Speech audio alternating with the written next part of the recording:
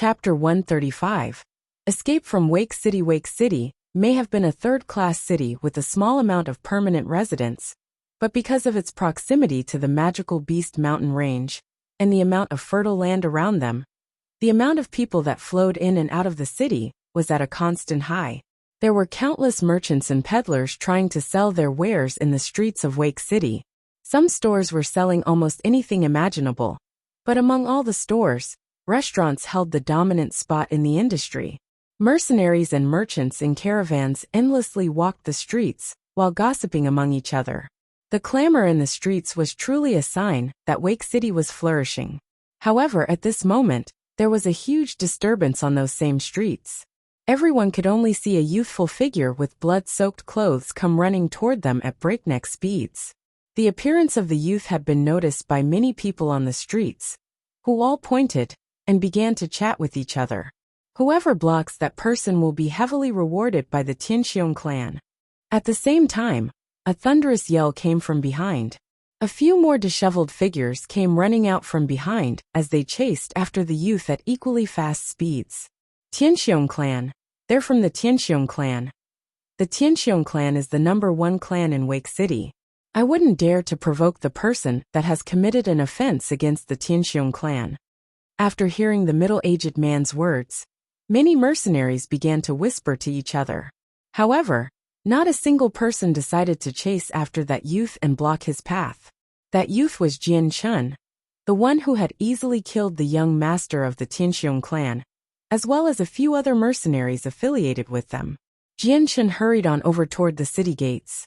Whenever he came across an obstruction, he would quickly fly over it with extreme speed. Despite this, there were still a few Saint Masters that were chasing him closely. However, Jian Chen's use of the profound steps had put him at an advantage, so even though those middle-aged men were stronger than him, they were unable to overtake him. They would at least need to be at the Great Saint level, with a wind-attributed Saint force, in order to overwhelm him. Otherwise, their speed was only enough to barely keep up with Jian Chen's level.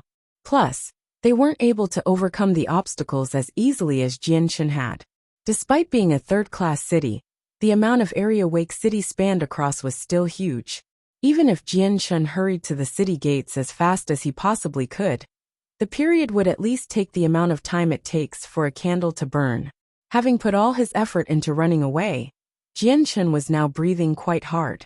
He had previously just engaged in a fierce battle that consumed quite a bit of his Saint force, and now he was even injured. The burden that he felt from running with all his might under his current condition was extremely great. In addition, his body was feeling the intense pain from his wounds every time he moved, so Jian Chen's nerves were being put to the severe test. Up ahead, the gigantic and majestic towers of the city gates blurrily came into view, along with the soldiers on it. Right now, Jian Chen was about 5 kilometers away from the city gates, while the Saint Masters behind him were about 50 meters away from him. Seeing the city gates get closer and closer, Jian Chen's heart couldn't help but relax a bit, although his speed didn't lessen. Jian Chen was aware that with his current strength, there was no way for him to go against the Tianxiong clan, which had an enormous influence over Wake City. Right now, all Jian Chen wanted to do was to escape from Wake City. That way, the amount of danger would decrease drastically. Roar! At this moment, the angry roar of a magical beast came from behind Jian Chen. As the roar dissipated, another angry shout followed soon after. I, Tianxiong Lai, will heavily reward whoever catches that man. Hearing the sounds coming from behind, Jian Chen's face changed slightly. Based on the voice, he could determine how strong the person was, and this was someone he couldn't afford to fight against. Tianxiong Lai, I presume that's someone else from the Tianxiong clan. Jian Chen thought to himself secretly. Increasing his speed, Jian Chen began to run even faster. The merchants and mercenaries that had heard the angry roar of Tianxiong Lai looked stunned. Tianxiong Lai, isn't that the current leader of the #1 clan in Wake City? To offend a member of the Tianxiong clan, and then be chased by them, means that they must be a strong person then. Forget it, I've only just reached the Great Saint level. It's best not to get involved. The Tianxiong clan is the strongest within the city. If I were to help stop this person, then Tianxiong Lai would definitely reward me handsomely. Perhaps I can even become a friend of the Tianxiong clan. Something like this would be very fortuitous for me. A few of the mercenaries who were familiar with the power structure in Wake City began to talk about the status of Tianxiong Lai. As they talked to each other, a few of the stronger men had started to weigh the benefits of helping out. It was obvious that Tianxiong Lai had quite an amount of prestige in Wake City. The moment he spoke out, many mercenaries had immediately been influenced. Seeing Jian Shen come running toward them, many of the mercenaries had already brought out their saint weapons and walked out to block Jian Shen's path. The moment one mercenary walked forward, all the other mercenaries followed suit and helped to block Jian Shen's path. These men were clearly enticed by the irresistible reward put up by Tianxiong Lai. After all, the Tianxiong clan was as powerful in reality as they were in name. Seeing the group of people up ahead, Jian Shen's face immediately hardened. But since he was going so fast, he was already right next to them in the span less than 5 seconds. Just as Jian Shen was about to make contact, the mercenaries brought their saint weapons out too as they charged at him. Not wanting to get entangled with them, Jian Shen leapt into the air to dodge the incoming group. Landing on top of the roof of a store, he disappeared over the heads over the crowd. Where do you think you're escaping to? Immediately a group of experts with faster reaction times flew up with him and slashed at Jian Shen with their saint weapons. A severe amount of killing intent flashed from Jian Shen as the silver-colored light wind sword appeared out of nowhere. With a swish of his hand, it quickly flew at his pursuers. Ding ding ding ding. The sounds of saint weapons clashing against each other rang throughout the air as blood began to sprinkle down below. The few amount of mercenaries that had chased after Jian Shen were like broken kites that had backed down to the ground uselessly. After dropping them to the ground and silently struggling by hearse, there was no movement from them. Instead, a trickle of blood flowed from their throats and chests to the ground below them. Chapter 136. Pursuit of the Tianxiong clan. While Jian Shen was in midair, he had quickly killed the mercenaries who were chasing him. This sudden show of strength had surprised everyone. They hadn't thought that Jian Shen would be able to kill the mercenaries. With this new development, many of the mercenaries decided against their original plan to block Jian Shen. Although many people were seduced by Tianxiong Lai's promise of a heavy reward, one needed to be alive to claim it. If they were to throw away their lives, they would not be able to enjoy it even if they earned the reward. After killing the mercenaries blocking his path, Jian Shen continued onward. Jumping down from the buildings, he ran off to get closer to the city gates. After seeing what had just happened, there was no longer any mercenary that dared to obstruct him. So for a good amount of time, Jian Shen's journey to the city gates was very smooth. You won't get away. Even if you run to the ends of the earth itself, I, Tianxiong Lai, swear to break your body into 1,000 pieces. An angry roar came from the Tianxiong clan leader, riding on his magical beast mount from behind Jian Shen. They were currently chasing after Jian Shen at top speeds, and it wasn't hard to tell from the noise just how powerful Tianxiong Lai's determination to kill Jian Shen was. Jian Shen's killing of Tianxiong Kong was tantamount to killing Tianxiong Lai's whole family. After all, Tianxiong Kong was his sole son, and with Tianxiong Lai's body being in such a state, he had lost the ability to reproduce. Jian Shen turned a deaf ear from Tianxiong Lai's murderous roars. The only thing he wanted to do was to quickly escape from the huge city. The sounds of the footsteps from behind were getting louder and louder, as Jian Shen realized that they belonged to a magical beast much faster than his own speed. 5 kilometers, 4 kilometers, 3 kilometers. Jian Shen was rapidly approaching the city gates. There was only 2 kilometers left until he reached them.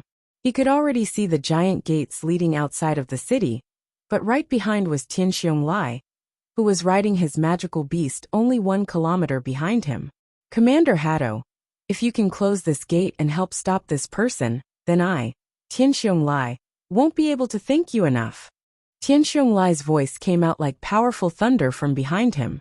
Quickly, the city gates to Wake City began to close. Seeing the city gates close, Jian Shen's face immediately fell.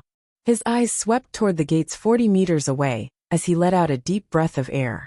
The saint force within his body began to circulate within his body, increasing his speed by some degree.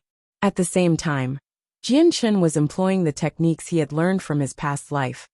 Both of his legs ran at such a fast speed that his feet looked as if they were gliding across the ground. For every 10 or 20 meters that he glided, his legs touched the ground once. In a flash, Jianchen arrived at the foot of the city gates. Already, there was a large group of mercenaries congregating by the rapidly closing gates awaiting Jianchen. Quite a few of them were cursing Jianchen. Jianchen didn't bother to slow down at the sight of this. Instead, his legs disappeared in a blur, as he ran another 30 meters, before leaping at the city gates in preparation to climb it. Finally gathering his strength, Jianchen's legs stamped onto the ground and began to scale the wall. The moment Jianchen had started to climb the wall, the people below had immediately taken notice and began to chatter nonstop. In 2 breaths' time, Jianchen had smoothly climbed up the 40-meter-tall city wall. Both of his legs stepped off of the wall without a hitch, and he flew over the heads of one of the guards on top of the wall, before descending down the other side. It was going well for Jianchen. On his way down the city wall, he met no obstructions. Even as he flew over the heads of the guards on top of the wall, they could only look at him with wide eyes. As Jianchen climbed the city walls, Tianxiong Lai, who was right behind, immediately jumped up onto the wall without his magical beast, and started to scale it in the same manner as Jianchen had. However, not only was the magical beast very heavy, it was not an expert in climbing, so it remained on the ground as Tianxiong Lai stopped in his tracks, but didn't admit his violations, nor was he willing to go with the officials. After that, another group of 10 middle-aged men rushing over, and looked at the city walls before climbing up the wall, and running in the same direction as Jianchen. These people were the Saint Masters of the Tianxiong clan. Open the gates! Just as these people flew out from the city, a deep sound came out from behind the gates. Soon after, the closed gates began to slowly creak open. On the wall stood 2 middle-aged men. One of them wore a long white robe, while the other wore black armor. At that moment, the 2 middle-aged men were looking at the group of people currently walking into the distance outside of the city at rapid speeds. When Jianchen's group disappeared from their lines of sight, the middle-aged man wearing armor looked at the white-robed man next to him and asked, "Commander Haddo, why didn't you hold him back?" The white-robed middle-aged man smiled and said, "He killed Tianxiong Lai's sole son, Tianxiong Kong, and I haven't even had the chance to thank him yet. Why would I stop him?" The armored man paused for a bit, and seemed to have thought of something. He broke into a smile that made it seem like he was taking joy in another's misfortune. Outside the city, the feverish Jianchen looked back at Tianxiong Lai, who was pursuing him from behind. His face grew heavy as he saw Tianxiong Lai. Although Jianchen hadn't fought with him yet, he knew that Tianxiong Lai was not an equal opponent. Looking at the area behind him, Jianchen began to think for a while before biting his lips in frustration, and then turned to run toward the direction of the magical beast mountain range. He knew that in this wide open space, there would be no way for him to shake off the determined Tianxiong Lai. The only method for him was to run toward the magical beast mountain range. From there, he would be able to use the complicated forest and terrain to his advantage to escape from him. Seeing the gap between him and Jianchen shrink further and further, Tianxiong Lai's eyes immediately turned red. He didn't conceal his powerful murderous aura at all as he roared in anger. "You can't run away from me!" Jianchen turned back to survey his surroundings. There was only about a 500 m difference between him and Tianxiong Lai. Based on this situation, Tianxiong Lai would most likely catch up with him before he reached Magical Beast Mountain Range. Jianchen hesitated for a bit before clenching his teeth. The light wind sword suddenly materialized in his right hand. The next moment Jianchen's figure, which was rushing forward, suddenly stopped. He then spontaneously charged toward Tianxiong Lai. "Great Saint Master, I want to witness exactly how strong you are." Chapter 137. Battling a Great Saint Master. Seeing that Jianchen was no longer running, and was even voluntarily rushing toward him, Tianxiong Lai couldn't help but give a fierce-looking smile as he roared, "Yes, come." I'm going to dismember your body into thousands of pieces. No. Dying would be letting you off too lightly. I will definitely make you live in a hell to the point where you'd rather die. As he said this, a wide axe suddenly appeared in Tianxiong Lai's hand. This axe was extremely large, over double the size of Tianxiong Lai's tall and sturdy body. The entire axe had the color and luster of yellow earth, and its sharp edge flashed with a cold, threatening glow. The light wind sword in Jian Chen's hand slashed through air, making a faint air-splitting sound as it was thrust toward Tianxiong Lai. Ha! Tianxiong Lai let out an explosive shout, and the axe in his hand suddenly flashed with a yellow glow. It then swung down toward Jian Chen with a shrill ear-piercing shriek. To think that it's an earth-attributed saint force. Seeing the yellow glow on the axe, Jian Chen's heavy expression couldn't help but sink even further. He then immediately retracted his light wind sword to dodge Tianxiong Lai's attack. With a flash, he appeared next to Tianxiong Lai's side, and the light wind sword pierced toward his waist. Tianxiong Lai sneered. He suddenly let go of one of the hands gripping the axe, and his palm quickly became surrounded by a layer of yellow light.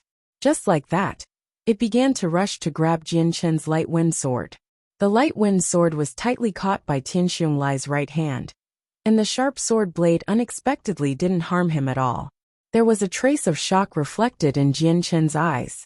Although he had long since heard about the profound talent that those with the earth attribute possessed, their extremely powerful defense, but he hadn't realized it'd be to such an extent. Afterward, Jian Chen's eyes fiercely flashed. In the next moment, the light wind sword currently being tightly grasped by Tianxiong Lai's right hand suddenly emitted powerful sword qi. Under this strong attack, the yellow layer of light around Tianxiong Lai's right hand quickly turned lighter, indicating that it was faintly dissipating. Tianxiong Lai quickly released the light wind sword. The moment his hand left the blade, the yellow glow surrounding his hand also disappeared. A yellow cross-shaped wound could be seen on Tianxiong Lai's hand, and fresh blood quickly covered his entire palm, dyeing it crimson. His eyes never once wavered from Jian Chen, who stood right in front of him. Tianxiong Lai gave an angry growl as he continued to focus on Jian Chen before demanding, "Speak, why did you kill my Kong heir? Who was it that hired you to do it?" Seeing how there was a good 10 feet distance from Tianxiong Lai, Jian Chen lowered his sword a fraction and spoke coldly. "No one told me to do anything. It was your son that provoked me first. If you want to blame anyone, then blame yourself for teaching a child to not know anything besides bragging and causing trouble wherever he goes." Tianxiong Lai's glare froze over at Jian Chen before asking once more, "Was there really no person that told you to kill my son? You need not be afraid of being someone's scapegoat. If you tell me right now, then I'll let you die a quick death." "I've already told you. It's up to yourself if you want to believe it or not," Jian Chen replied. Seeing how there was no hint of a lie in Jian Chen's words, Tianxiong Lai couldn't help but believe him. Opening his mouth, he said, "So it seems that it was my fault. I was too lenient on Kong heir, and so Kong heir is dead because of me." As he spoke, Jian Chen could hear the sorrow and regret in Tianxiong Lai's voice. At this moment, a decent distance away, a group of 10 people were approaching rapidly.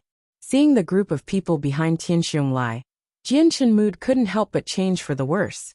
If he couldn't defend himself against someone like Tianxiong Lai, then with another 10 saint masters added into the mix, Jian Chen would definitely die here today. While reabsorbing his light wind sword back into his body, Jian Chen's feet immediately stamped against the ground, causing a clump of dirt to fly up. Concentrating the saint force in his body in his hands, he slapped the dirt forward. Immediately, the clump of dirt became a huge dust cloud that flew toward Tianxiong Lai and blocked his vision. Gaining this new opportunity, Jian Chen didn't hesitate. His figure immediately became a blur as he headed toward the magical beast mountain range. Because of the dust cloud, Tianxiong Lai's vision was heavily impacted and could not see around himself at all. In order to avoid a surprise attack by Jian Chen, he immediately leapt backward from the dust cloud area. Although, the moment he saw Jian Chen had instead chosen to run away, he exploded with anger. "You can't escape." Before he had even finished talking, he started to chase after Jian Chen. However, because of this delay, the head start Jian Chen had gave him a few hundred meters of distance. In this current situation, Jian Chun was unable to heal himself using the light saint force. What he needed the most was to run away at full speed to the magical beast mountain range to avoid Tianxiong Lai's wrath. Wake City was only 20 kilometers away from the magical beast mountain range. With Jian Chun running as if his life depended on it, he was already close to the magical best mountain range. Arriving at the forest, which was by the outskirts of the mountain, he came across a dense part of the forest. Tianxiong Lai, who was still chasing him from behind, could already guess what Jian Chun was planning to do. With some hesitation, he brought out his giant axe that gleamed in the light in his hands. Tianxiong Lai held his axe above his head before letting out an explosive shout and swinging downward. Then a 2-meter-long Earth attribute Saint Force-colored crescent moon came flying toward Jian Chun. Sensing a large amount of energy fluctuating behind him, Jian Chun didn't bother to look around, and instead ran to the side in an attempt to dodge. The crescent moon-like force of energy had moved past Jian Chun's back. This time, Jian Chun's good luck had saved him once more. Bang! The Earth Saint force exploded against a huge rock, letting out a loud sound as a result, and scattering the energy in all 4 directions. The stone, which was previously the height of 2 people and 3 meters wide, exploded into multiple fragments that flew everywhere. Several of the fragments that flew from the stone hit Jian Chun. Jian Chun had tried his best to avoid every single stone fragment that flew at him, but with the sheer amount of them, enough to cover the sky, there were already some sharp rocks that had made it past his defenses. With this unfortunate accident, Jian Chun's movement was definitely hindered. "Kid, accept your death," a loud roar came from behind. It was Tianxiong Lai with his axe up high, and a large amount of Saint Force ready to be used. Chapter 138. A chance to kill from the forest in a flash. The light wind sword appeared in Jian Chun's hand. In the next moment, an overwhelming amount of sword chi began to flow around the sword, causing it to look hazy to everyone. Separating itself from Jian Chun's hand, it became a streak of silver light as it flew toward Tianxiong Lai's axe at unbelievable speeds. Ding! The light wind sword and the axe collided against each other, creating a sound of metal hitting metal. After the attack, the strong amount of sword chi on the light wind sword and the Earth Saint force on the axe began to dim with each push against each other. A large shockwave had then resulted, spreading out with the 2 weapons acting as the epicenter, pushing Jian Chun backward just by the force. The light wind sword was blasted backward before slowly floating to a halt. Stopping 10 meters away from where it used to be, it began to shake violently before another wave of sword chi enveloped the sword and shot forward once more. Whoosh! At this moment, the light wind sword was like it possessed a mind of its own. With a shrill sound as it traveled through the air, it flew toward Tianxiong Lai without any further delay. Seeing the light wind sword come at his throat, Tianxiong Lai immediately tilted his neck out of the way. Despite the light wind sword barely missing his neck, the sword chi on the sword had left behind a small trace of a wound on his neck. Jian Chun cried out in pity inwardly. To think that he had such a good opportunity, and Tianxiong Lai had unexpectedly dodged it. He wasn't discouraged. Using his spirit to control the light wind sword, he commanded it to fly at Tianxiong Lai once more. Seeing how the light wind sword was flying by itself in midair, Tianxiong Lai couldn't but cry out in shock at this inconceivable event. What kind of trick is this? A saint weapon that is being controlled by no one. How can it fly by itself with such a speed? Tianxiong Lai questioned to himself in amazement. No matter how much he looked at it, he wasn't able to understand it. This was something out his range of knowledge. Once more, under the control of Jian Chun, the light wind sword flashed toward Tianxiong Lai. Tianxiong Lai shouted loudly as his Earth Saint force began to emanate from his body, before condensing over his body like a type of armor. Raising his saint weapon into the air, he sent it flying down toward the light wind sword.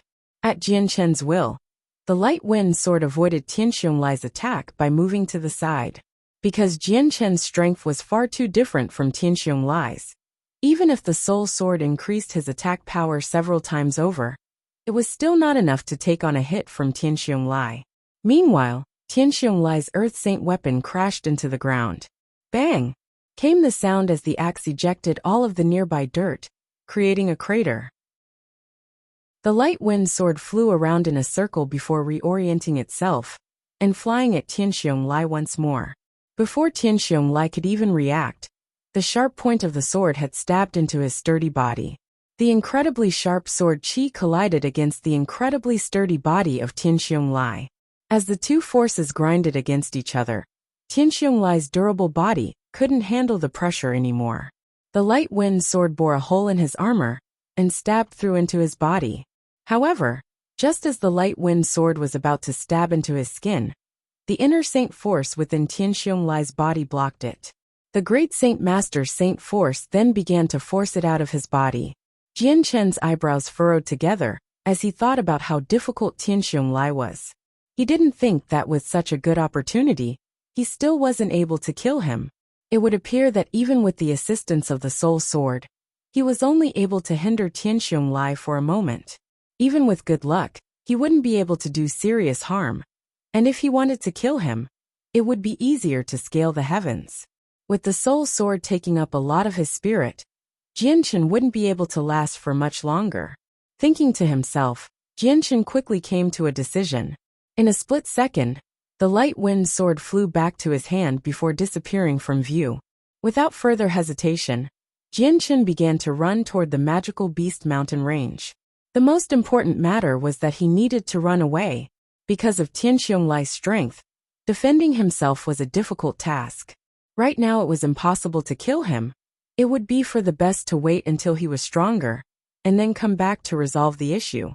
Tianxiong Lai stared gloomily at Jian Chen, escaping as the Earth Saint force surrounding him was slowly absorbed back into his body. On his back was a small wound that was slowly dyeing a part of his clothes red. Clan leader. My lord. At that moment, 10 mercenaries came into view behind Tianxiong Lai and stared with shock at the wound on Tianxiong Lai's back. Chase him, you cannot let him escape. Tianxiong Lai shouted before leading the mercenaries forward.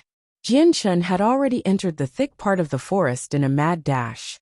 However, his current speed was a lot slower than his original speed. Just breathing was a laborious task now, and his face was rapidly paling. With each and every step he took he could feel the various wounds inflicted on him, tormenting his nerves. There was no time for him to find a place to treat his wounds, so he could only focus on running instead of using the light saint force to heal himself.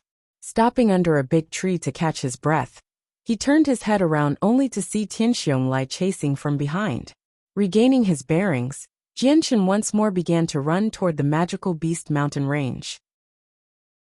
On the road, Jianchen had used the trees and tall grass to hide his figure in order to throw off his trackers. In the forest it was a lot easier to hide. The trees and tall grass would throw off any pursuers with ease.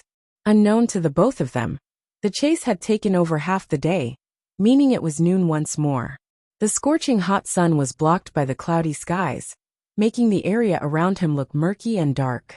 While Tianxiong Lai and his group of mercenaries were trying to track Jian Chen's footprints through the magical beast mountain range. In the end, they had finally lost him. Tianxiong Lai stared angrily at the tall grass around him with a dreadful expression. Immediately taking out a piece of paper from his robes, he said, Xing Dao, take this warrant back immediately and organize for a group to search the mountain range. Yes, my lord.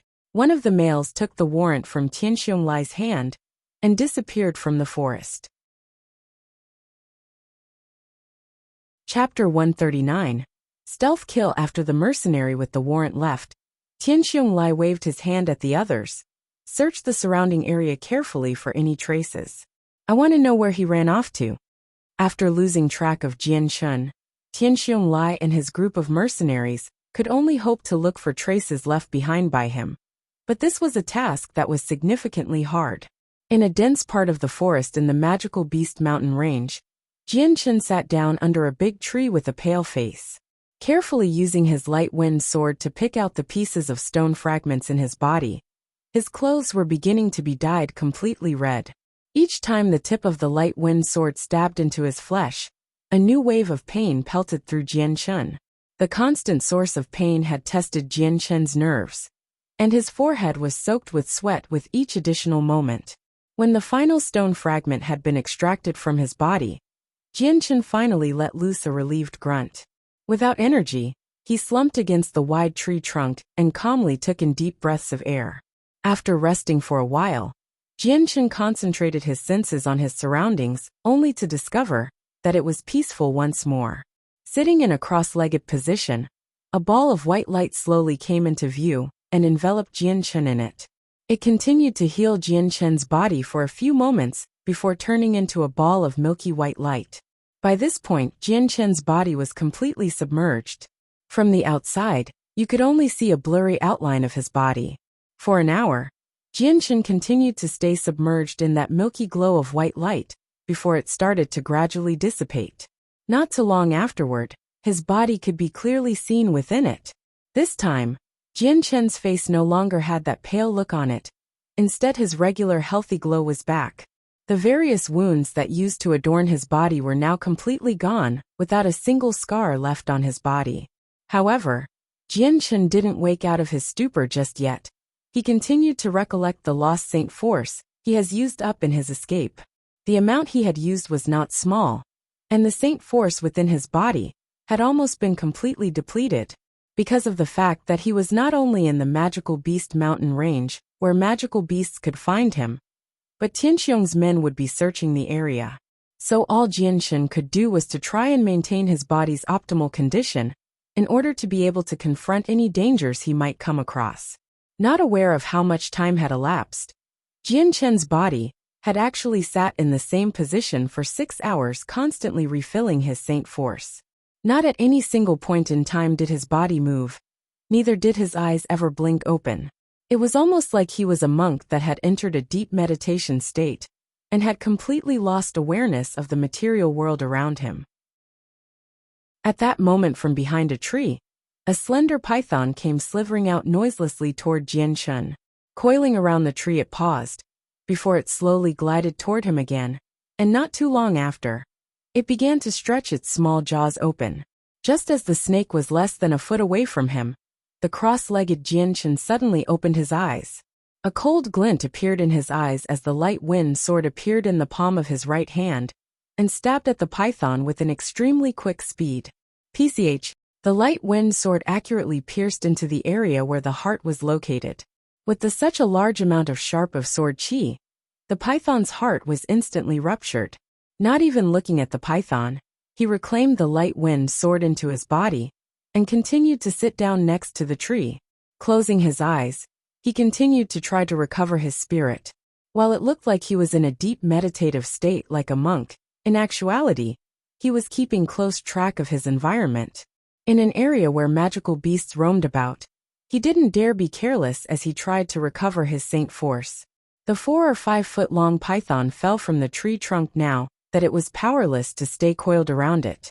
As it dropped, it released a deep hissing sound before struggling on the ground for a moment before going still.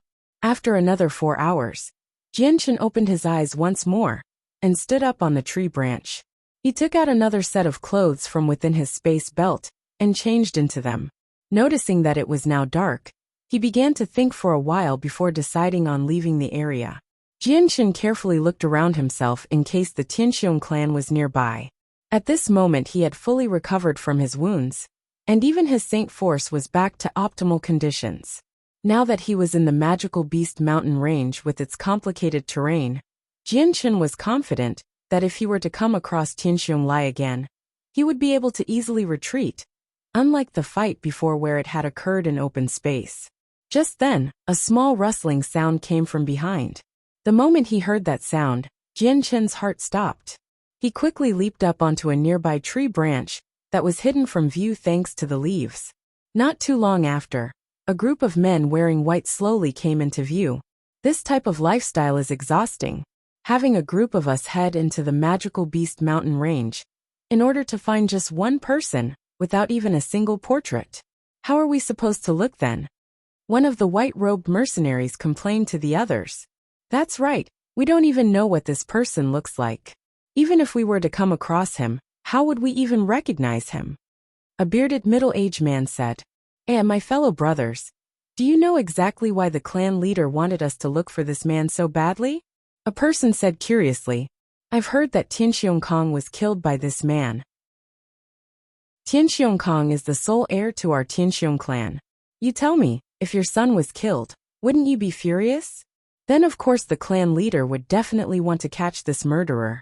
I've heard the Tianxiong clan has already sent 300 of its members into the magical beast mountain range. Among all those people, the weakest members are great saints while there's around 30 saint masters. With the clan leader dispatching that many people into the mountain range, do you think we'll be able to catch the murderer? After all, the magical beast mountain range is huge, and it's hard to say if that man has already escaped from here or not.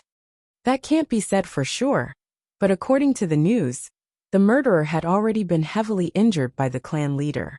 In this giant forest, even if he were to escape, he wouldn't get far. The group of mercenaries began to idly talk, as if they were taking a stroll instead of hunting someone.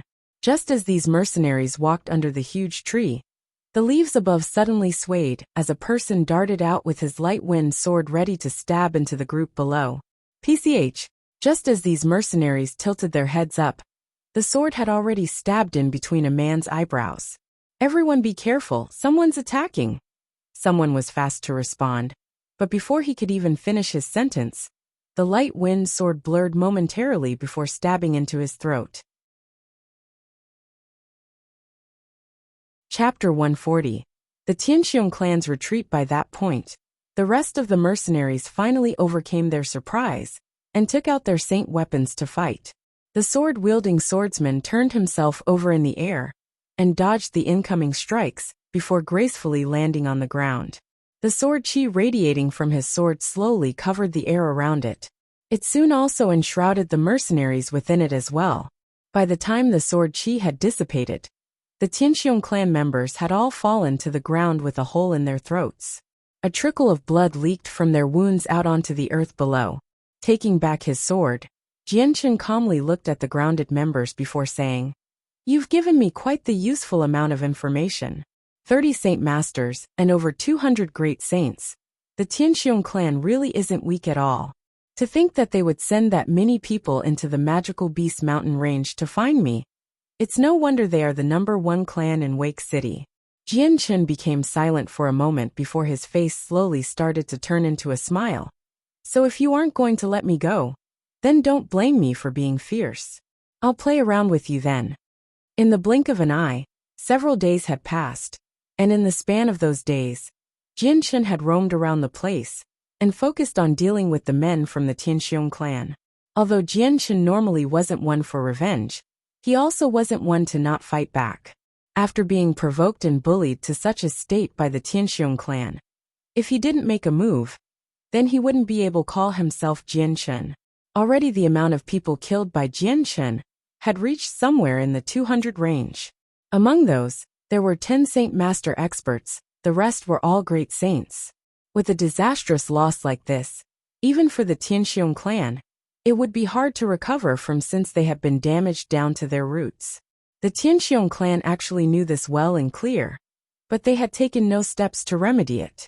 On the contrary, they had instead taken more members from their clan and had them search the magical beast mountain range in search of Jianchen's footsteps.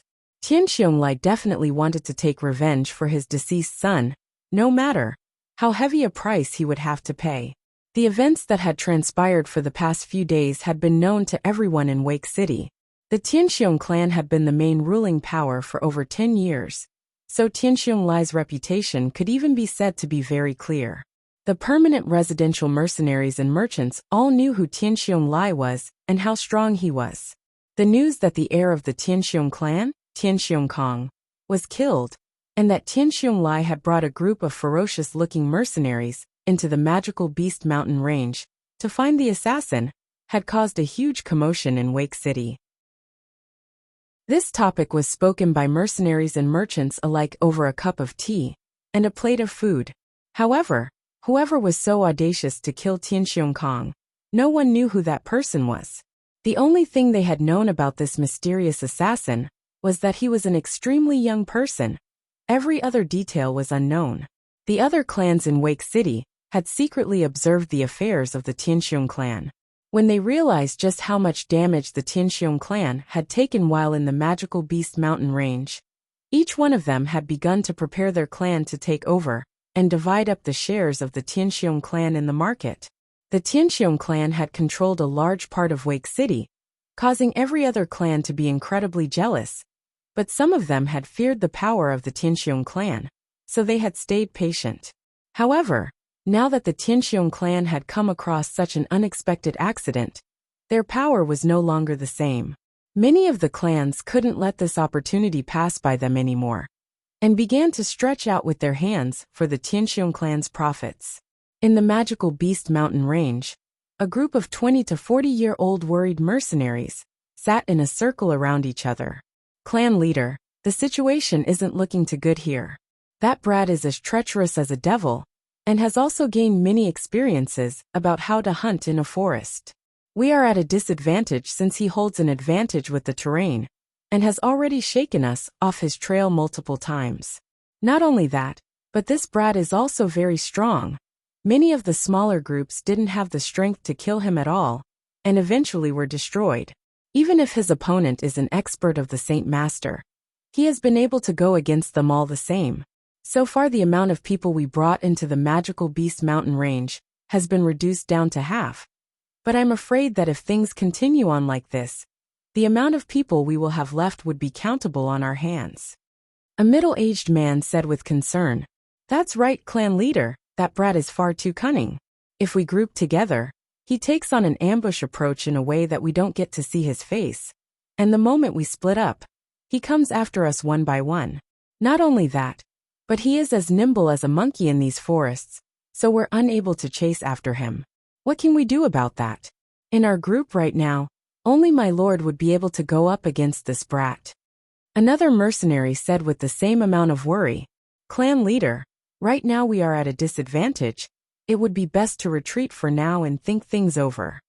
A frail-looking person said, "Clan leader, right now since we have lost so many members in the magical beast mountain ranges, our development in Wake City will be halted. We cannot let that happen." Tianxiong Lai clenched his fist in frustration, as his face revealed a hesitant expression. In his heart a fierce struggle was being played. After some time, Tianxiong Lai bit his lips and spoke out, "Tell everyone to retreat." "Yes, clan leader." Upon hearing this order, each and every mercenary revealed a happy expression, as their hearts secretly let loose a breath of air in relief. After facing Jian Qin these past few days, not a single one of them wanted to throw away their lives. It was with good fortune that Tianxiong Lai had been accompanying them. In their eyes, they were deeply afraid of coming across Jian Qin without him. A person grabbed onto a bamboo shoot before setting the fuse on fire. With a shrill whistle, the bamboo shoot flew straight up into the air before exploding with a loud bang and transformed into a scarlet fog of smoke that scattered everywhere. Within the depths of the magical beast mountain range, there was a group of mercenaries that sat around in a circle and ate some pieces of meat. AI, when this assassin will be captured, I don't know. The amount of casualties our Tianxiong clan has accumulated has already reached over a large amount. 10 Saint Masters have already died. To be able to kill Saint Masters with ease, with us having only the strength of a great saint, I don't know how long it'll be before we become a target for him. As long as we don't come across him, we'll be fine. Otherwise, we won't have a life to return home with." The mercenaries sat around the fire and chattered among themselves with worry. At that moment, a loud shrill sound spiraled into the sky. Hearing that, every single mercenary looked up past the tree canopy to see the blossoming fireworks in the sky, leading to a few mercenaries crying out in relief. "That's our Tianxiong clan's retreat signal." One of the mercenaries cried out in joy. "We can finally return home. What's everyone doing just standing around? Let's hurry up and go home. Did you guys want to stay around here or something? That assassin could come at any time and slaughter us like livestock." Right, let's hurry up and go. This isn't a place we should stick around." After that, no one was in the mood to eat their food, and immediately left the place. Not too long after they left, a shadow dropped down from the trees. This figure was wearing the leather of a magical beast, and already there was the beginning signs of a beard growing on his face. Seeing the group of mercenaries fade out from sight, the figure revealed a sneer. So you want to retreat? That's fine, but just this last time. I hope you let loose one final stream of blood. Whoever offends I Jianshen will not be able to leave so easily. Chapter 141. Where is he? Now that the Tianxiong clan had renounced their search for Jianshen, they all immediately started to retreat from the magical beast mountain range. At the sight of the firework, they all started to move out quickly. However, Jianshen didn't plan on letting the Tianxiong clan off that easily. Although there wasn't much he could do against Tianxiong Lai, against those great saints and saint masters, he could easily make do with them. Although the magical beast mountain range usually made it difficult to find other mercenaries, the Tianxiong clan mercenaries were all wearing white and had the Tianxiong emblem on their robes, so finding them was an easy task. Occasionally, the sounds of battle could be heard in the mountain range. Even as the Tianxiong clan members retreated, many groups still came across Jianshen and were killed.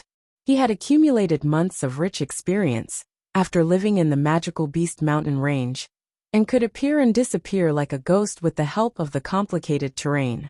His surprise attacks caused his enemies to be unable to defend themselves. Even the times when Jianshen was discovered by mercenaries, Jianshen still surprised and killed them in the end with a single strike. Even if Jianshen was encircled by the experts of the Tianxiong clan, he could rely on his superior speed to escape into the forest without a trace. This had pained the Tianxiong clan greatly since none of them could chase him. Even the middle saint masters were unable to come up with a way to chase him. In half a day, all of the Tianxiong clan had finally gathered together. Seeing that only 100 people remained, Tianxiong Lai was very depressed. In the beginning, they had entered the magical beast mountain range with 50,000 mercenaries. He didn't think that in just a few days' time, they would lose over 400 members. To the Tianxiong clan, this was a serious loss. A serious glint of murderous intent radiated from Tianxiong Lai for a split second as his desire to kill Jianshen had reached unprecedented levels. Not only did he kill his Kong heir, but he had even caused a tremendous amounts of damage to the Tianxiong clan. Right now Tianxiong Lai wanted to do nothing more than devour Jianshen's flesh and drink his blood. Seeing the gloomy face on Tianxiong Lai, every mercenary in the vicinity felt a tightness in their throats. No one dared to say a word in case they invoked the wrath of Tianxiong Lai. At this moment, no one dared to say anything that could possibly offend him. Let's go. Tianxiong Lai waved his hand with a gloomy face. As he led them away from the area, he knew that after experiencing such a loss, it would be very hard to say that the Tianxiong clan was still the #1 clan in Wake City. The remaining Tianxiong mercenaries walked through the forest without any magical beasts daring to attack them. However, an air of depression emanated from this group. They were clearly listless, and their spirits were low. Behind them was a leather-wearing figure that was closely following them nimbly through the trees. He moved in a way that the nearby tall grass barely moved at all. And even though he was no more than 50 meters away from the Tianxiong group, the Tianxiong clan members did not notice him and continued to walk onward. Because of the loud sounds they were making, they were unable to hear the even more minute sounds that their follower was creating. The person behind them was very cautious. Using the tall grass to conceal his movements, he quickly followed close by. In a few seconds, he was within 20 meters without being noticed yet. At that moment, the bright and shiny glint of a sword appeared in the man's hands. Still hidden by the grass, the man disappeared into a blur and flew behind the back most mercenary of the Tianxiong clan. Crossing over the 20 meters dividing him and the group of mercenaries, the man's sword glinted as it swished through the air and stabbed at the very last person in the group.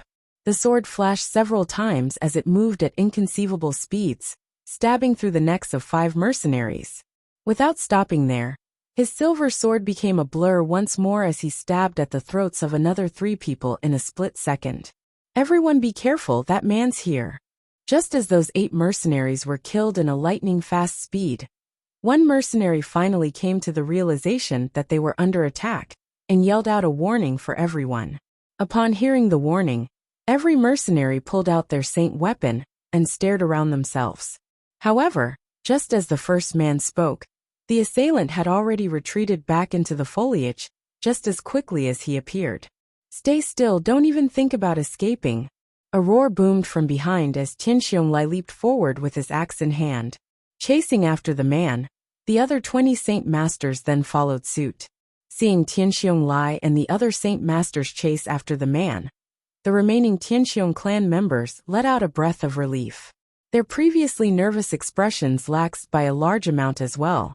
For the past few days, they had been terrorized by this man, who had killed many of their strong brothers.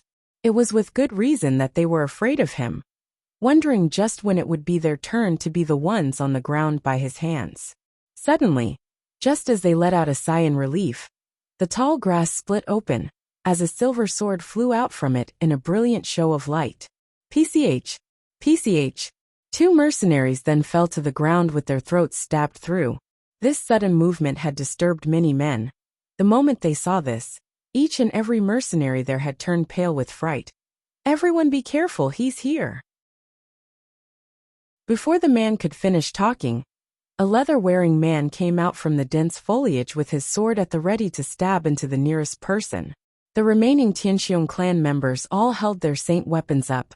Since they held the advantage with numbers, they all started to spread out in a ring to entrap the invading person inside.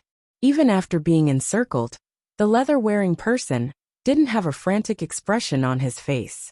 Holding his sword in his right hand, he continued to defend himself against the attacks that came at him from every direction. His speed was so fast, it caused his attackers to be speechless.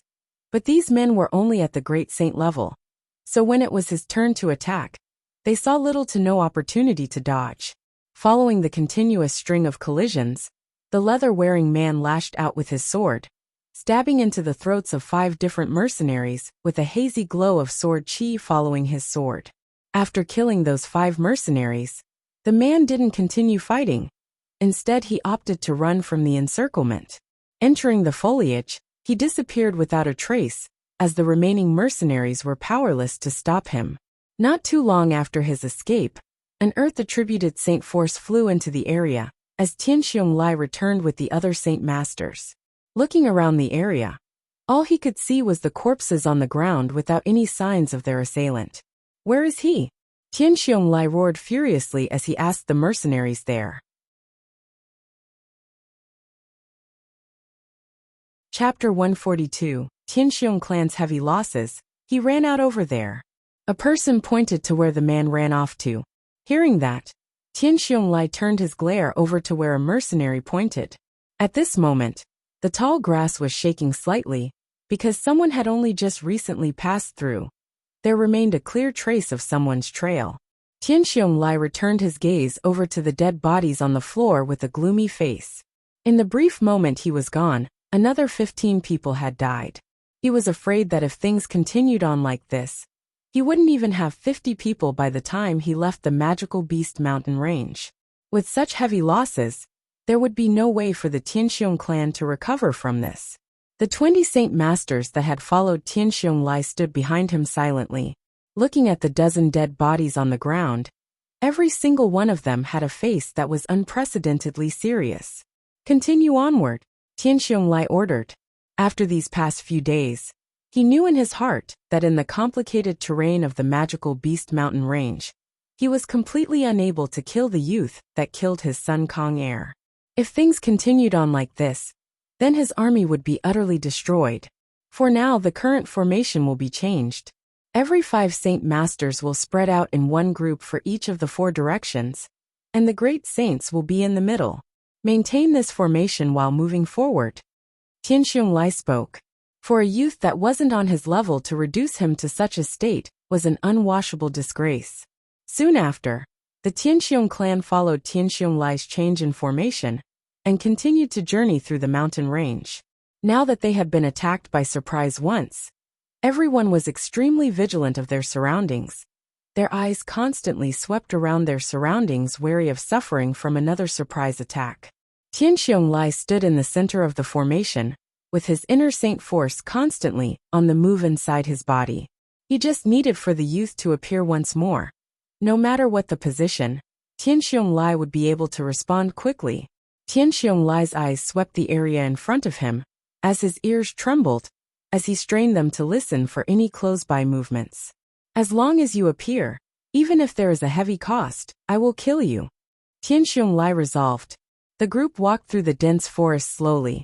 In regards to this killer after them, they didn't dare to move too quickly in case they made noise that would mask over the minute sounds of their stalker.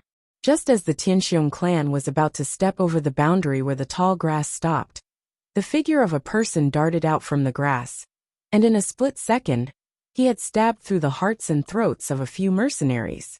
Don't even think about running away this time.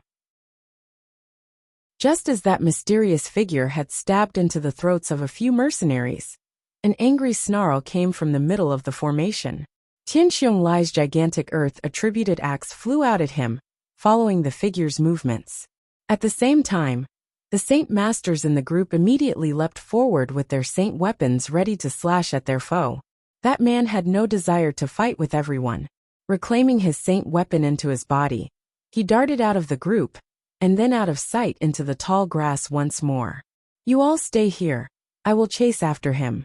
Tian Xiong-Lai roared before dashing into the tall grass after the man. This area of grass was tall enough to completely conceal a person within its expanse, and that leather-wearing person was moving through the grass with a nimble and quick speed. Very rarely did he make a sloppy mistake, and he maintained that fast speed, without making the tiniest of sounds, as if his body was gliding instead of running. Not a single bit of weight had touched the ground as he ran.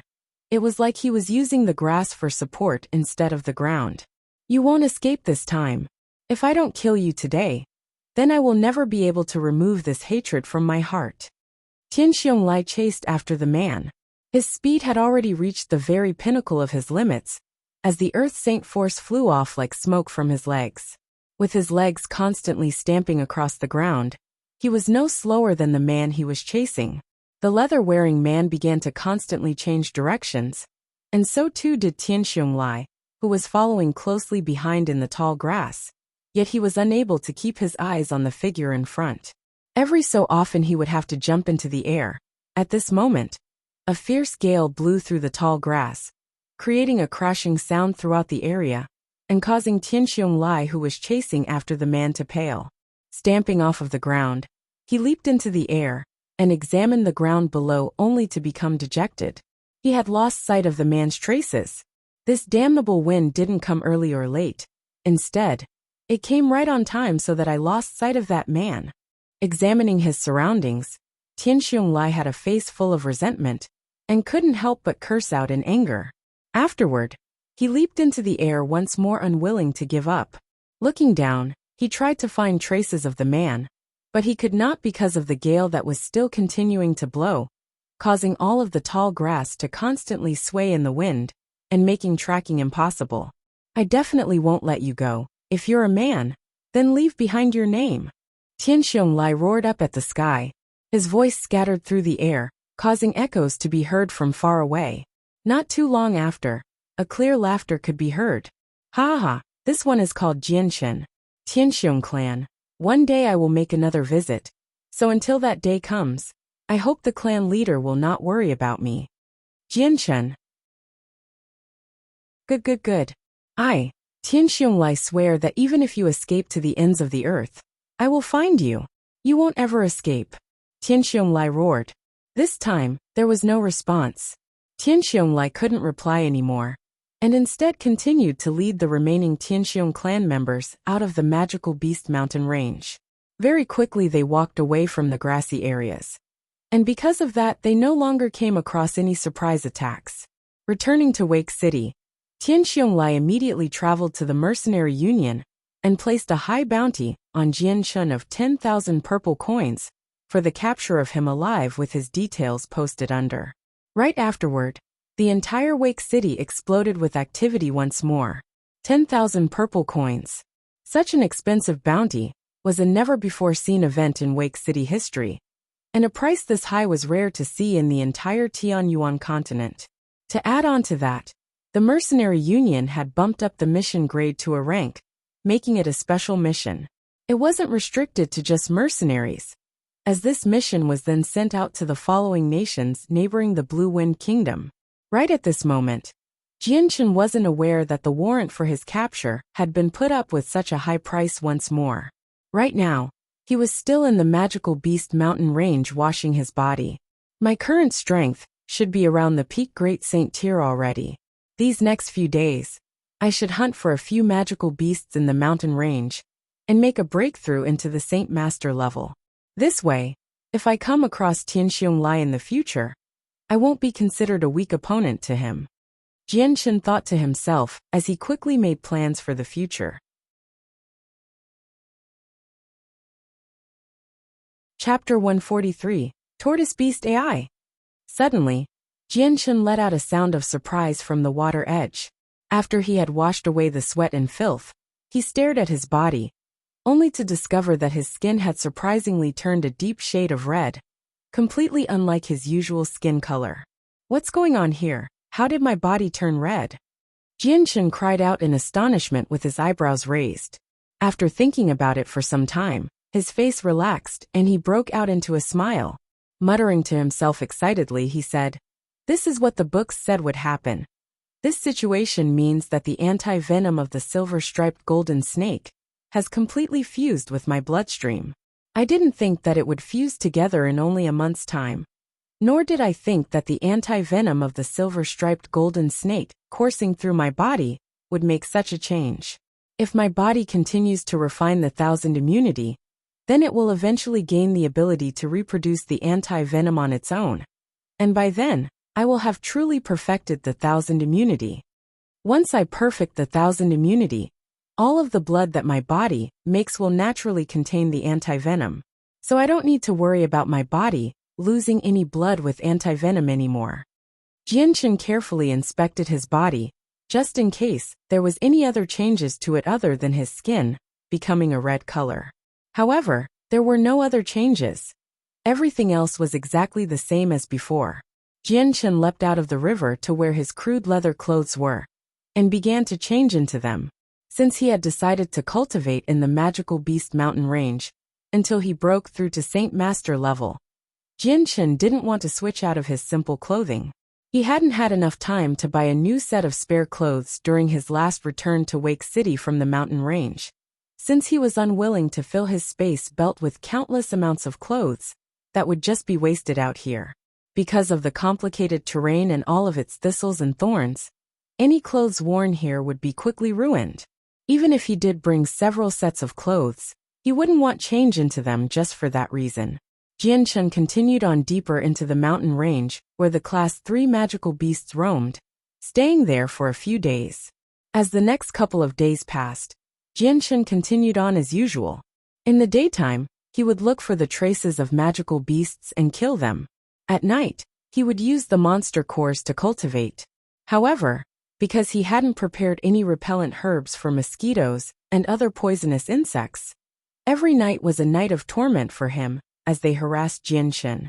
It was a good thing that Jianchen had the primary step of the 1000 immunity down, so he didn't have to worry about the poisonous bites of the insects.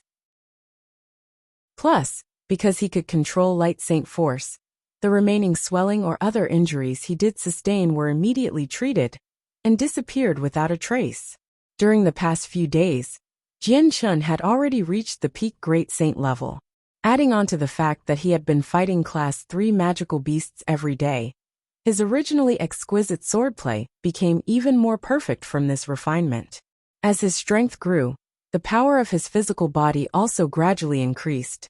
Although it was still far from reaching invulnerability, it undoubtedly provided him an extremely durable body that could fully utilize his nimble swordplay.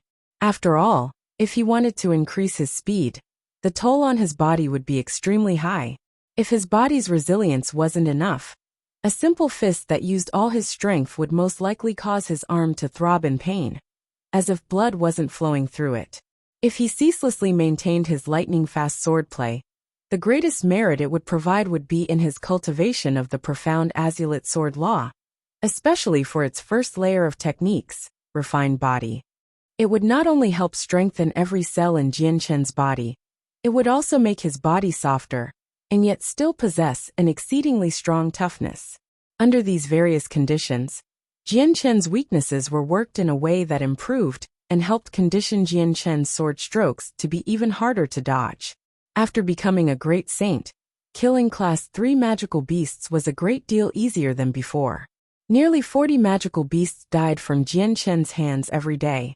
Right now, somewhere in the Magical Beast mountain range, Jian Chen and another gigantic Class 3 magical beast were fighting. The magical beast was the size of several cattle, and its entire body was covered with fine scales as a layer of defense. Jian Chen's body was like a speed demon, as he continued to run in circles around the magical beast. The light wind sword in his hand was like a sharp silver ray of light, as it continuously struck against the scales of the magical beast. The density and toughness of the scales on the magical beast were extraordinary, so even if Jian Chen really wanted to break through them, he would have a hard time doing so. In addition, the magical beast was humongous. Even if the light wind sword did pierce through the beast's body, the blade would not harm the beast in the slightest, unless fatal. Just as the magical beast started to shake, Jian Chen saw his chance. In a flash of lightning, he stabbed at the throat of the magical beast and pierced straight through it. Unfortunately, after Jian Chen stabbed through its throat, the magical beast still did not die. Letting out a destitute roar, it began to charge at Jian Chen with a ferocity even more intense than before. This tortoise magical beast is at the peak of a Class 3 magical beast level. It is even about to reach the Class 4 magical beast level. No wonder its vitality is this strong. It seems that if I want to take care of this quickly, I will have to take action from within his body. Otherwise, unless I behead it, will be very difficult to kill. Jian Chen muttered as he looked at the magical beast in front of him. Not only was the magical beast strong in terms of defense, but its vitality was extraordinary as well.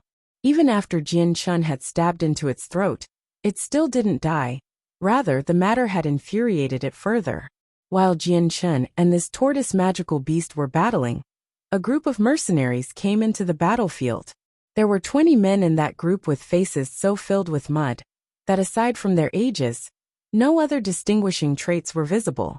About half of them were wearing leather-skinned clothing, while the other half had clothes that were in extremely poor conditions. 2 of the mercenaries were even wrapped up completely in bandages.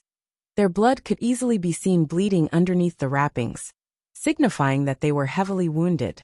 The moment this group of mercenaries saw the tortoise magical beast fight with Jian Chen right in front of their eyes, they immediately let out a surprised shout. That seems to be Jian Chen. Chapter 144. Black Leopard Mercenaries. Hearing this, the entire group of mercenaries became startled and looked over at Jian Chen with careful eyes. A medium-sized build around the age of 20 years old, wields a slender-sized silver long sword with rapid speeds while being nimble. Captain, this man resembles the one on the bounty posters put up by the Tianxiong clan in the mercenary union. In my opinion, this is definitely Jian Chen. A leather hide-wearing mercenary said next to another mercenary, whose clothes were still intact. That's right, Captain. I'm absolutely sure this person is Jian Chen. The Tianxiong clan has put out a 10,000 purple coin reward for the capture of Jian Chen. If we can capture him, then those 10,000 purple coins will be ours. Another shriveled mercenary spoke. Another man spoke out softly. I can see that this Jian Chen won't be so easy to handle. Do you guys not see how he is single-handedly fighting against that Class 3 magical beast? What are you afraid of? No matter how awesome he is only one person while we are many. Don't tell me you're afraid of a single person. If word of this spreads out, then our Black Leopard mercenaries will have no face left to preserve in Wake City. Another leather hide-wearing mercenary said with a muffled voice. What he's saying is right. Even if he's amazing, he's still only one person. Could it be that our Black Leopard mercenaries are afraid of a single 20-year-old kid? At that moment, a calm-looking person opened his mouth. Okay, everyone stop arguing. Listen to the captain's opinion. After he had finished speaking, everyone had stopped talking and turned to look at the person who was at the front of the group. Out of everyone in the mercenary group, Only he could be considered to have clothes that were in perfect condition. He was the leader of the Black Leopard mercenaries. The leader of the Black Leopard mercenaries was very tall at the height of 2.5 meters, and had a sturdy build. The hair on his head was cut to a short length on his large face, but it was rather ordinary to look at, and one would have trouble remembering the details of him if asked. He was wearing black robes that only had a few scratches from the thistle and thorns of the forest. The leader of the Black Leopard mercenaries stared closely at the battle between Jian Chun and the tortoise magical beast with a look of hesitancy. After a few moments of unwavering emotions reflected across his eyes, he finally came to a conclusion. No matter how amazing he is, he's still 20 years old after all. He can't be a match for the entire group of ours. Besides, there is only one Class 3 magical beast fighting against him. Let's wait for the beast to consume all of his saint force and deal him some damage before we immediately capture Jianshin and bring him to the Tianxiong clan for that 10,000 purple coin prize. What a marvelous decision, Captain. This matter is over then. Our group will definitely flourish. 10,000 purple coins. Even after splitting it, this will be enough for our entire lifetime. One person sighed happily. After this is over, I will definitely go to Romance City and have Lady Yun Xiu serve me for a few days.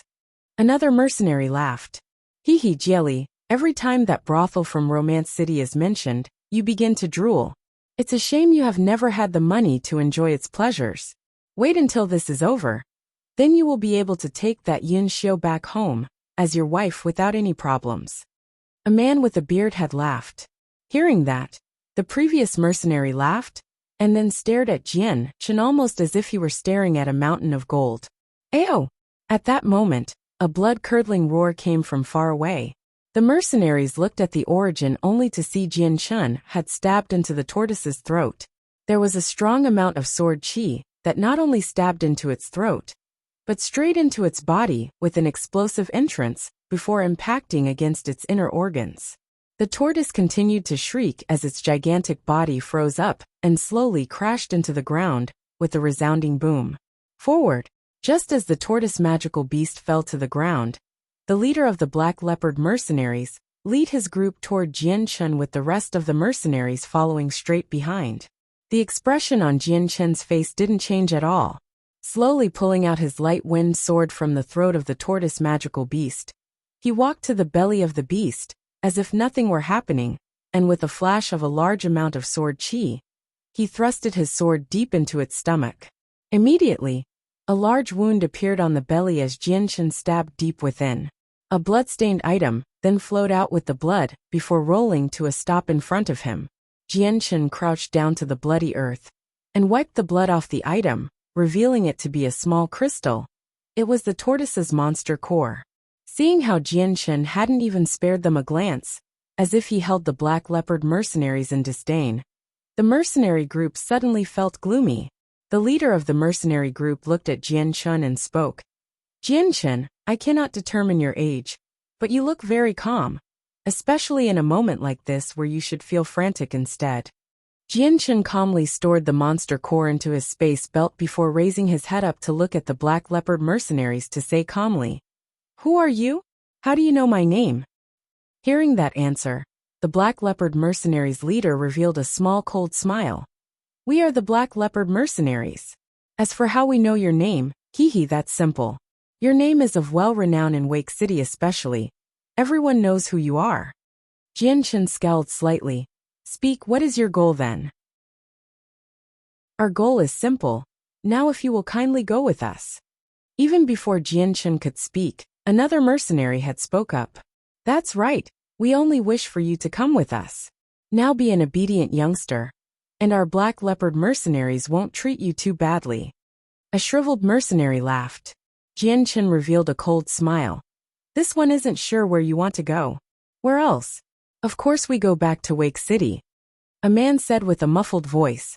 Hearing that city name, Jianshin immediately guessed that this had to do with the Tianxiong clan. And if I don't go back with you? Jianshin looked at the 20 mercenaries with a calm voice. No matter what angle they looked at him, not a single trace of fear could be seen on it. Hearing this, The members of the Black Leopard mercenaries began to laugh as one of the taller mercenaries took out his saint weapon. It was a 3-meter-long spear. "If you don't come back with us, then we will have to take you in by force. Jian, I presume you wouldn't want to feel any suffering," the captain of the Black Leopard mercenaries said. After hearing their leader, every other mercenary began to take out their own saint weapons, causing the air to fluctuate with the saint force as they stalked toward Jian. Chapter 145. Yet another prophet. Jian, I'll give you one last chance. Come with us obediently and quietly, or we'll take you in by force. If you make us show our hand, then a beating will be hard to avoid. The leader of the Black Leopard mercenaries gave a level stare at Jian, who didn't say a single word. Jian then chuckled and revealed a smile full of disdain as he spoke. "With only your peak Saint Master strength, you don't have the qualifications to speak of such things to me.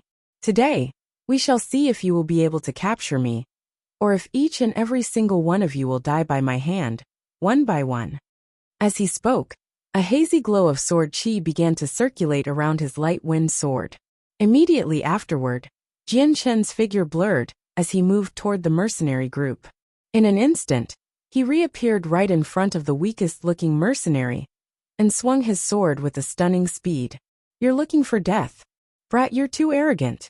Just as Jian began to move, the other members of the Black Leopard mercenaries all cried out in anger as they charged at him. "PCH! PCH! PCH!" The instant they took one step forward, Jian stabbed into the throats of 3 mercenaries with lightning-quick speed. Since Jian's attack was so sudden, those of the primary Great Saint level didn't have any time to react at all. Thus, the light-wind sword pierced into their throats and ended their lives. Without any hesitation, Jian pulled out his sword and began to fight with the surrounding Black Leopard mercenaries in an intense battle. Although they held the advantage in numbers, the number of enemies that were consistently trying to hit Jian numbered only around 7. The rest surrounded Jian so that he would have no way to escape. At the same time, they would be able to jump in at any time to provide assistance if needed. Among the 7 mercenaries that were fighting Jian, there were 5 Saint Masters and 2 Great Saints. The people of the Black Leopard mercenaries weren't stupid. They knew that a person capable of incurring the wrath of the Tianxiong clan couldn't possibly be weak. Thus, the 5 Saint Masters attacked him at the same time. Jian, however, was handling the 5 Saint Masters and the 2 Great Saints with ease.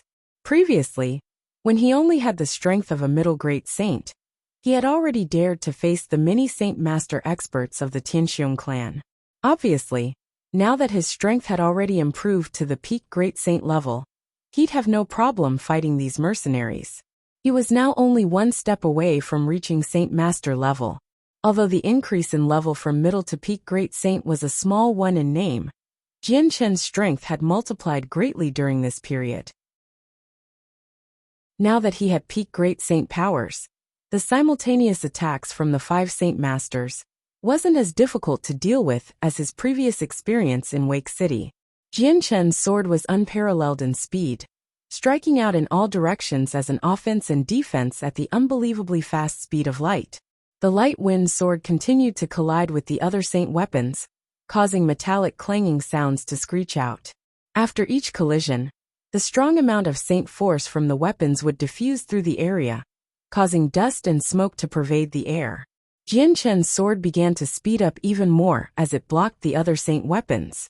It then flashed out like silver lightning, piercing 2 of the Great Saints' throats. Charlie, Cheng Booping. Seeing 2 people die in front of them, the Black Leopard mercenaries let out painful cries at the loss of their 2 Great Saints. Those who had a great relationship with the ones who had just died immediately roared in anger as they charged at Jian. Jian dodged out of the circle the Saint Masters had put up and began to fight intensely with the Great Saints. After a few flashes of his sword, more mercenaries had their throats and hearts pierced and died as well. "You dare to kill the members of our Black Leopard mercenaries? You're courting death, Jian." The leader of the Black Leopard grew furious after seeing so many people die by the hands of Jian, and he rushed toward to stab Jian with his long spear. Almost as if he had eyes on the back of his head, Jianshan suddenly turned around and thrusted his long sword out. Ding! The sound of steel meeting steel rang out as the silver light wind sword and the long spear clashed with each other in mid-air. As the two came into contact, Jianshan didn't take a single step back.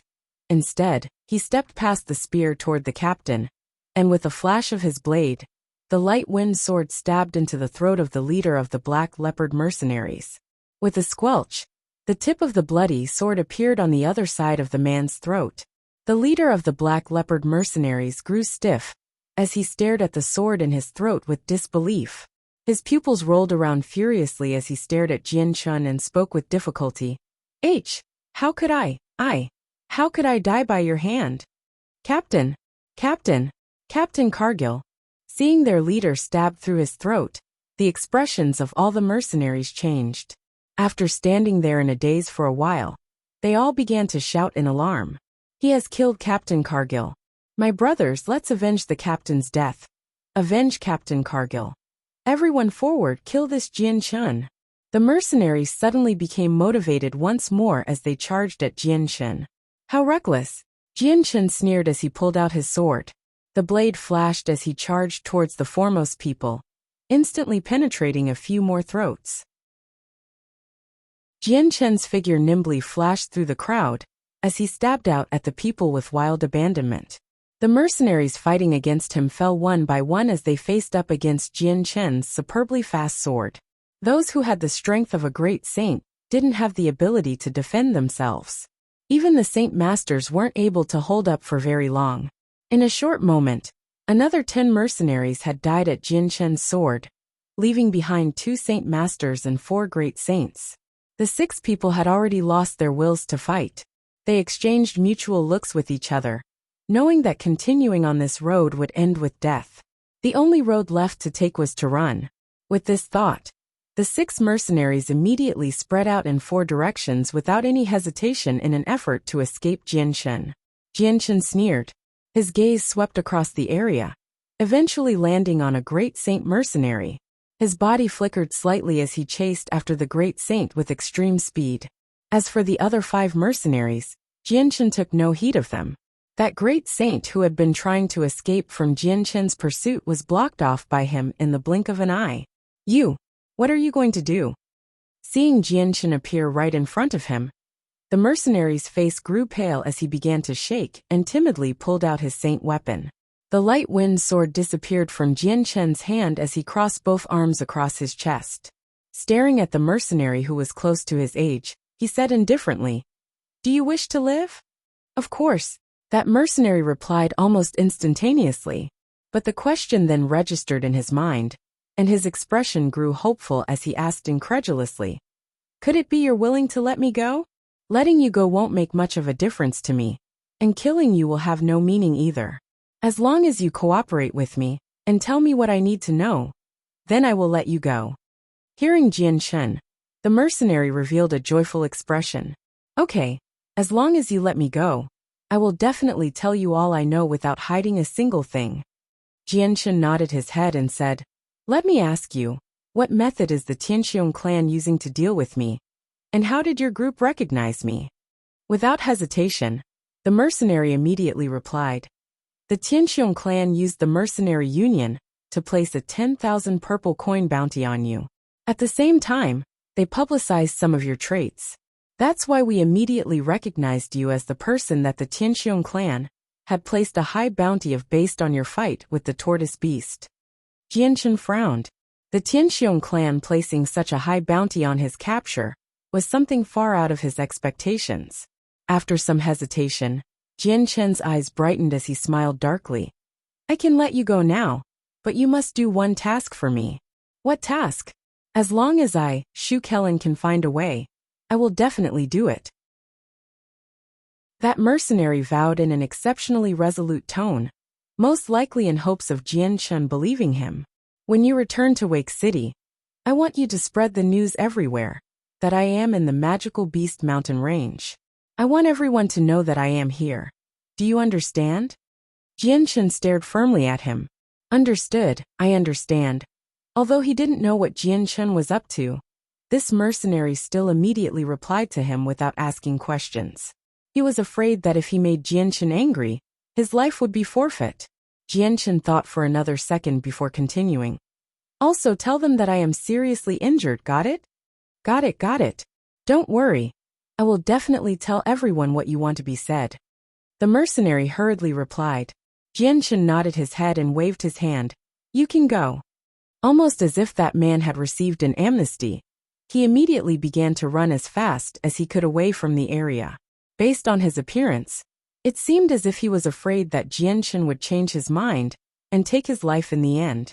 Jianchen looked at the dozens of corpses on the ground and took their space belts. Walking over to a clean area, he began to take inventory of the things in each space belt. In the end, there was over 100 monster cores, several dozen purple coins, 300 gold coins, and a few other essentials. Chapter 146. Breakthrough into a Saint Master Jian. Chen looked through all of the monster cores the Black Leopard mercenaries had. Among the 100 monster cores, a great amount of them were Class 3 monster cores, and the rest were Class 2 monster cores. Just seeing the amount of monster cores painstakingly collected was proof of how long the mercenaries had stayed in the mountain range. It was a shame that because of their greed, many of them had lost their lives by Jianchen's hands, and their bountiful harvest of monster cores was taken from them for Jianchen to use. Their rewards for their painstaking labor had been taken by someone else. Jianchen happily stored the 100 monster cores into his own space belt. Although he could personally get 20 or 30 monster cores in a single day, these 100 monster cores were not a small amount. With this amount, he would be able to sustain his cultivation for a few days. I hope that mercenary has accomplished the task I gave him. 10,000 purple coins as a bounty isn't a small amount at all. I'm willing to bet many mercenaries will be tempted by it. Jianchen muttered to himself before revealing an expectant smile. I hope there are enough monster cores in their bags. This will be a great source of profit. The wage for avarice is death. Since they are trying to deal with me as a result of being unable to resist temptation, they can't blame me for being merciless. As he spoke, a flash of murderous intent radiated from Jianchen. For the next 2 days, I should work hard to improve my strength. Otherwise, if I come across a strong group, even though they may not be able to seize me, dealing with them will be quite difficult.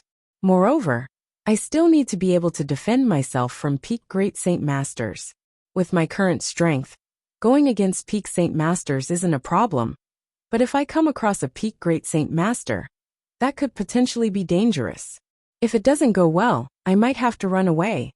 While Wake City is only a Class 3 city with a few Great Saint Masters, that doesn't mean there are none to be seen.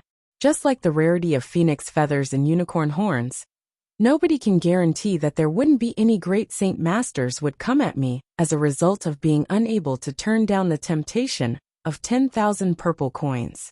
It seems that I need to quickly break through into the Saint Master level, so that if I were to fight against Great Saint Master experts, I would still have a chance. After he made his plans, Jianchen decided to not kill any more magical beasts, and instead walked over to the side of a hill, where there was plenty of vegetation growing through the cracks of a steep rock face. Jianchen walked up to the wall, and gently pushed away the tall grass to reveal a hole. This cavern had been discovered by Jianchen 2 days ago. Taking out a few materials from his space belt, he fashioned a torch and walked straight into the cavern. The passageway was very narrow. Only one person would be able to walk over the uneven surfaces. Traces of handprints and footprints could be seen all over the place, showing that this cavern had been artificially expanded. Following the curved 30-meter-long pathway, Jianchen finally reached the end of the cavern. The circumference of the dead end was around 10 meters, and it had a height of 3 meters. The ground was very flat, and a stone table and bench sat nearby. 2 days before, when he had just discovered the cavern, Jianchen had already known that others had stayed in this cavern for quite a while. However, a thick layer of dust covered the ground, clearly indicating that it had been ages since a person had last come here. After inspecting the cavern and confirming the security of it, Jianchen stuck his torch onto the wall and sat down in the central point of the dead end, while taking out a few Class 2 monster cores to cultivate. He was definitely safer in this hidden cavern compared to the open outside mountain range, and it allowed Jianchen to freely enter a state of cultivation as he pleased. After hunting for a few days in the magical beast mountain range, he had amassed a large amount of monster cores. Adding on to the hundreds of monster cores he had gained from the Black Leopard mercenaries, the amount of monster cores in Jianchen's possession was enough for him to cultivate for 1 full month. Jianchen wasn't at all worried about a shortage of monster cores. The energy within the monster cores became absorbed into Jianchen's body at alarming speeds. The powerful energy gathered around his body and was already gradually condensing into an extremely weak light. Because of the azure and violet glows within his dantian, Jianchen's cultivation rate had improved 100 times over. But at the same time, the two glows robbed him of his cultivation. Jianchen would only see a small part of what he absorbed and cultivated. Despite this, his cultivation speed was still a bit faster than before. Within Jianchen's dantian, the strong saint force began to form the hazy shape of a sword. Although very blurry, it actually looked very similar to his light wind sword to the point where even the handle of the sword could be more or less distinguished. As Jianchen continued to absorb the stream of energy within the monster cores, the sword within his dantian began to condense with saint force slowly as it expanded outwards. According to this speed, I will soon be able to break through into the Saint Master level. I estimate that it should take me from 10 days to half a month. But still that won't do, that is too slow. Jianchen furrowed his eyebrows in thought. Because of his dantian, all of the energy from the monster cores was being robbed from him, causing him to feel a bit dissatisfied. Let's see if I can take that energy back. Suddenly, Jianchen's heart shook as he began to concentrate on stealing the energy back from the two glows in his dantian.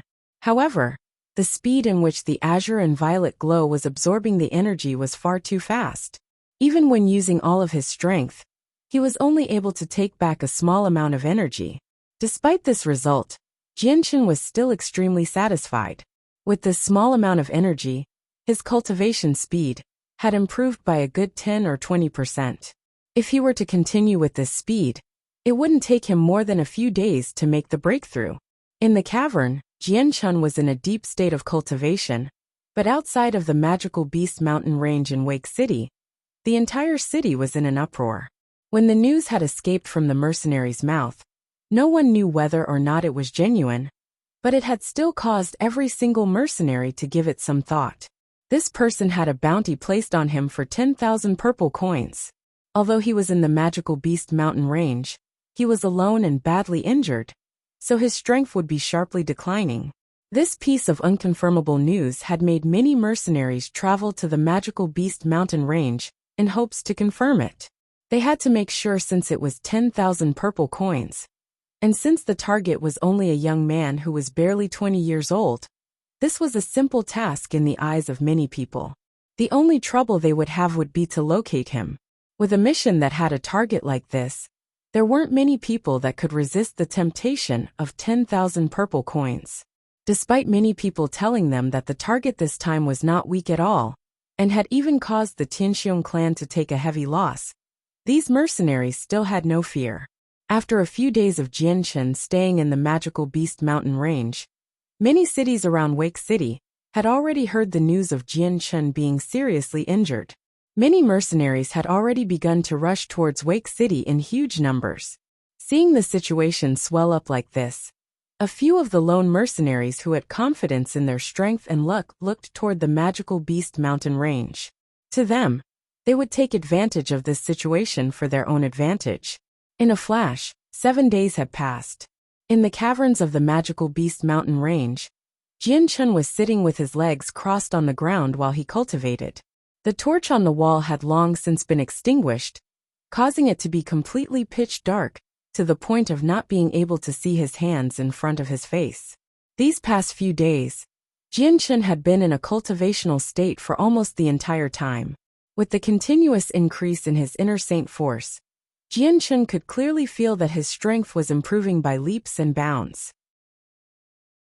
While he had cultivated, He didn't move a single inch, aside from the times he needed to change the monster cores in his hand.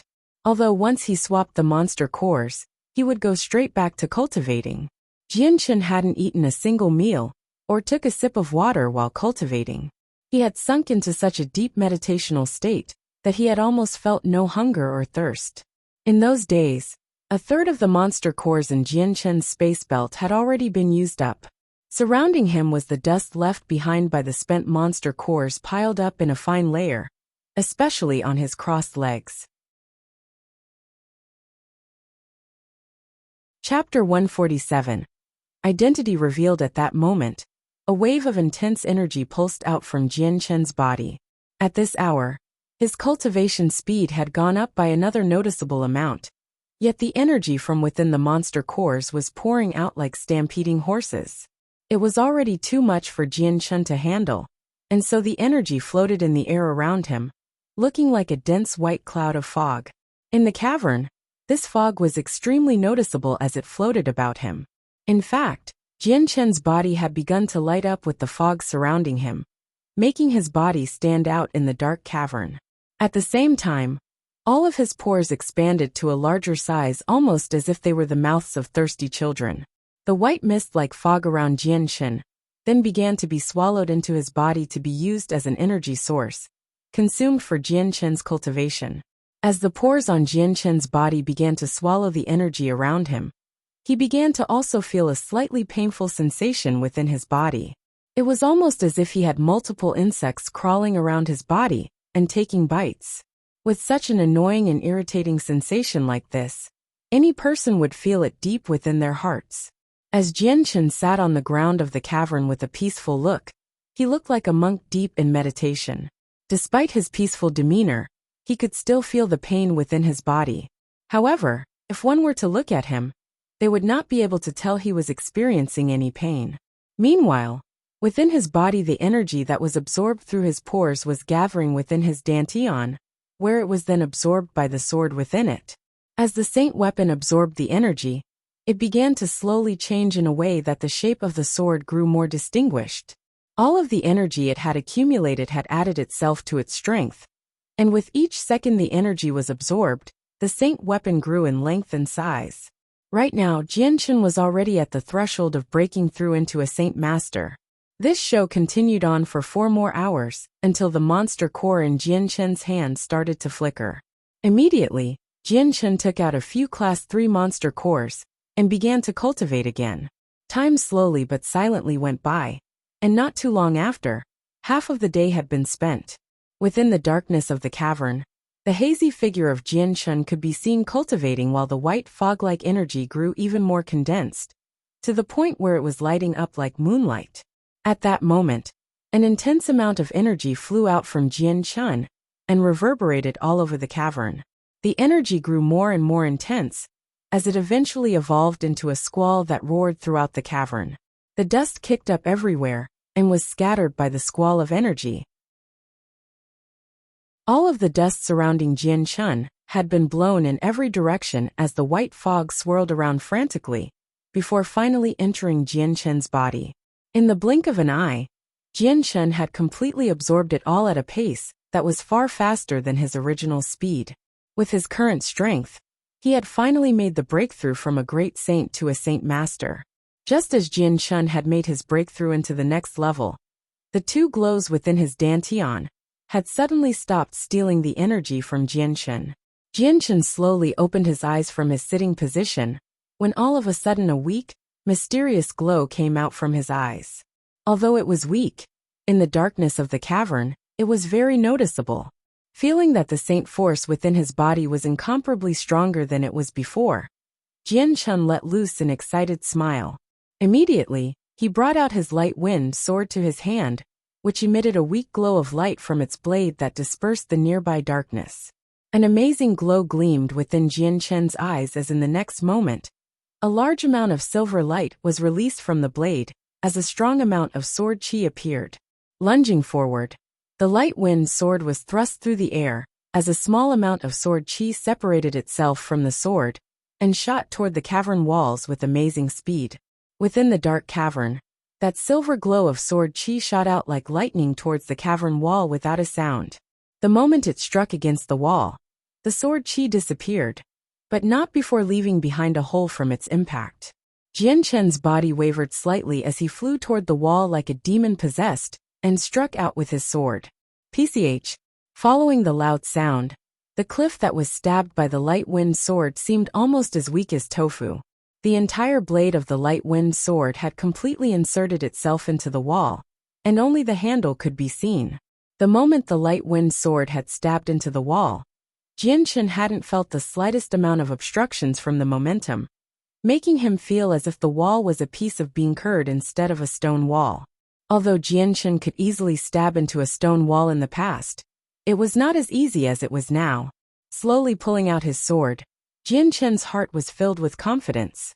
If he were to go against Tian Xiong, although he might not win against him, he would at least be able to put up a good fight.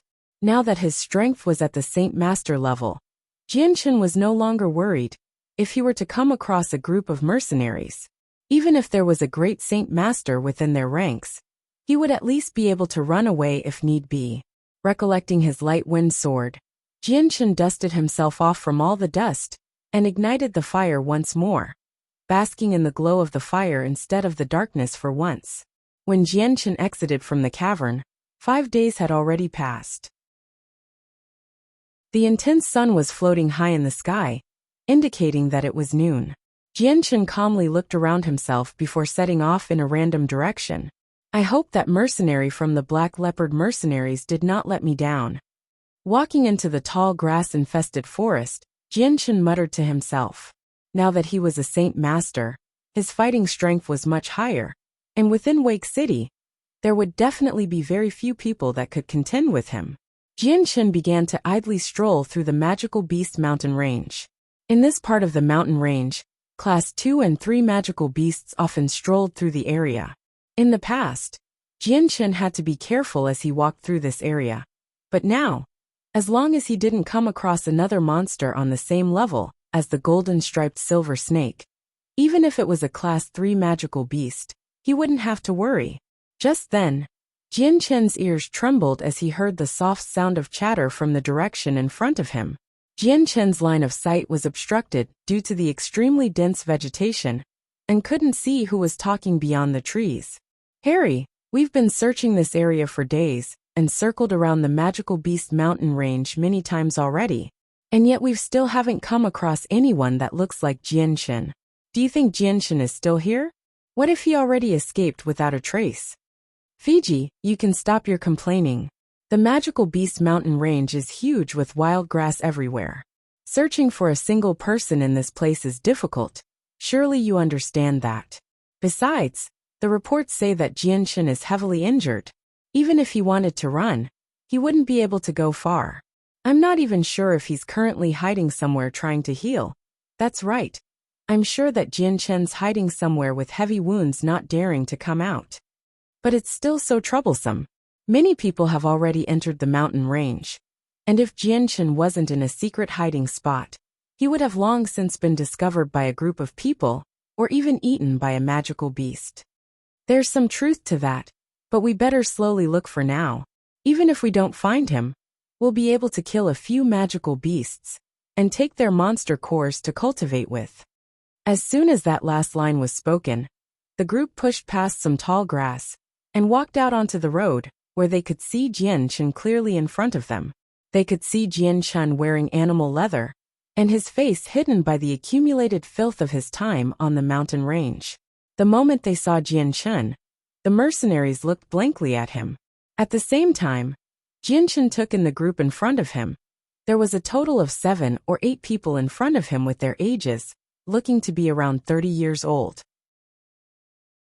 Their faces had traces of sweat and filth, and their clothes were in a tattered condition, showing that they had been staying in the Magical Beast mountain range for a few days at the very least. One of the mercenaries walked forward to speak to Jian Chen. Fellow friend, judging from your appearance, I presume you've been at the Magical Beast mountain range for quite some time now. Jian Chen's face revealed a smile as he replied, That's right. I've been here on this mountain range for quite a few days. Then I'm not sure if this friend has heard about the most recent news from Wake City. The man asked Jianchen as he looked at him. Hearing this, Jianchen had a thoughtful look to him. This one is not sure if you are talking about the one named Jianchen. Correct, it is indeed about him. It would appear that this friend has indeed come into this magical beast mountain range, looking for Jianchen. Judging by your appearances, I presume you've been in the mountain range for longer than we have. But perhaps, do you know any news about Jianchen? The mercenary said. News about Jianchen. Jianchen's smile grew strange as he nodded. You've asked the right person. Indeed, I know the whereabouts of Jianchen. What? You know where Jianchen is? Hearing this, the entire group of mercenaries were startled. Due to the words from this mercenary, everyone adopted a joyous expression on their faces. This was what they had wanted to hear, but they hadn't expected to hear it from this animal hide-wearing mercenary. They didn't think that this question they had thrown out casually would be answered in such a way. Fellow friend, where might Jianchen be? This one asks. A mercenary asked impatiently. To him, Jianchen was like a mountain of gold, and so he didn't bother to think if he had the strength to fight him. Jianchen was still smiling as he slowly said, Not even far away, but right in front of your eyes. Jianchen looked at them with a curious stare. Seeing so many mercenaries trying to find me, it would seem that the 10,000 purple coin bounty from the Tianxiong clan has enticed many people. Jianchen thought to himself, Not far away, but right in front of our eyes. Hearing Jianchen, the mercenaries all repeated what he said under their breaths in thought. Very quickly the mercenaries came to a realization as they snapped their heads at him and stared in disbelief. What? You're Jianchen. Chapter 148. Spare us. As the mercenaries cried out, their eyes landed on Jianchen with shock written all over their faces. Not a single one of them had thought that after looking everywhere in the magical beast mountain range, they would coincidentally come across him. What was more amusing was just how exactly they came across Jianchen. Another mercenary laughed bitterly as he stared at Jianchen. I say, fellow brother, you shouldn't joke around in such a manner, just in case some idiot believes what you say and drags you off to the Tianxiong clan for the bounty. Hearing that mercenary, the other mercenaries saw the light and began to force a smile as well. The words Jianchen had said had truly shocked them. Fellow friend, right now Jianchen's name is infamous around this area. It would be best for you if you refrain from joking around like that again, or else you risk having trouble come looking for you. A mercenary said. Not a single one of them believed that this animal hide-wearing person was the Jianchen they were looking for. Jianchen laughed and said, Then what would you need to believe that I'm Jianchen? According to what we know, Jianchen's saint weapon is a thin longsword and is quite young. Around the age of 20 to be exact. His speed is quite fast, as is his sword strokes to the point, where even a few Saint Master experts aren't able to dodge them. It was said that because these Saint Masters weren't able to dodge his sword that they died by Jianchen's hands. A mercenary said. A silver sword appeared in Jianchen's hands. It was his light wind sword. Laughing, Jianchen said, Take a look, the sword Jianchen uses, is it this one? Hearing this, the mercenaries looked at the light wind sword in Jianchen's hands with a curious look. Ai, look, this sword here has some resemblance. That's right, it's quite similar, almost exactly the same. Right away, two mercenaries couldn't help but cry out. Hearing those two, the rest of the mercenaries began to grow serious as they looked at Jianchen. Their attitudes toward him slowly changing. You really are Jianchen. A mercenary stared at the dust-filled face of Jianchen. As the way things were now, these mercenaries had all came to the conclusion that this person in front of them was the person they had been painstakingly looking for. Jianchen laughed as he said, That's right, I am Jianchen. The Jianchen that has been chased by the Tianxiong clan. Right now, I stand here waiting to see if you can capture and take me back to Wake City for the bounty. Hearing that, the mercenaries began to laugh out loud as they looked at each other, before one of the mercenaries cried out, My brothers, surround him. With that command, a mercenary rushed toward Jianchen while the rest of the mercenaries hesitated for a moment before charging along with him, surrounding Jianchen in a circle. Just as Jian Chun absorbed the light wind sword, both of his hands rested against his chest as he looked at the mercenaries surrounding him. With disdain he said, "It would appear that many people were tempted by the 10,000 purple coin bounty, but I didn't think that even great saints would come to capture me as well. Could it be that you didn't hear about how many saint masters died by my hand? Or do you think your strength surpasses those of the saint masters?" The mercenaries all looked at Jian Chun with some hesitation as they listened to him, but one of the mercenaries cried out, "Jian Chun, you can stop pretending to be brave. Right now, everyone knows that you are heavily injured, so your strength is nowhere near the same level as it was. It would be best for you if you were to come with us obediently, otherwise, don't blame us for being impolite. By that point, don't say that we bullied you." Jian Chun shook his head helplessly as he muttered, "It seems that the money has really addled your brains to the point where you don't even care for your own lives. Forget it. I don't feel like speaking with you anymore." Jian Chun then stopped talking before his body shook slightly before appearing instantly, right in front of a close-by mercenary. Making a fist with his right hand, he slammed it into the nose of that mercenary without any fancy movements. "Ah!" The mercenary cried out in agony as he held his nose in pain. Blood began to slowly drip down from it, and before long the entire bottom part of his face was covered with blood. Jian Chun's fist had broken his nose. After breaking that mercenary's nose, Jian Chun didn't stop there. Immediately kicking at his stomach, the man was sent flying back 5 meters. Immediately after, Jian Chun's body disappeared and reappeared right in front of another mercenary, with a great amount of saint force circling his leg. With that leg, he lashed out at the chest of the mercenary. Bang! Came the collision. The mercenary didn't have any time to react before being sent flying into the air with blood flying out from his mouth. "Jian Chun, what a lowly person you are for using a sneak attack. Everyone forward, take him." After Jian Chun had attacked those 2 mercenaries, the rest of the mercenaries were brought back to awareness and flew at Jian Chun, with their saint weapons ready to slash. Jian Chun nimbly dodged the attacks and dashed forward, and with his fists at the ready, he attacked a few of the mercenaries at a rapid pace, causing an endless stream of sounds to be heard. Now that Jian Chun was a saint master, he could easily take care of those at the great saint level without using his light wind sword. Every sword user thought their swords to be extremely important, and many viewed the sword to be akin to their second life. Jian Chun was no exception.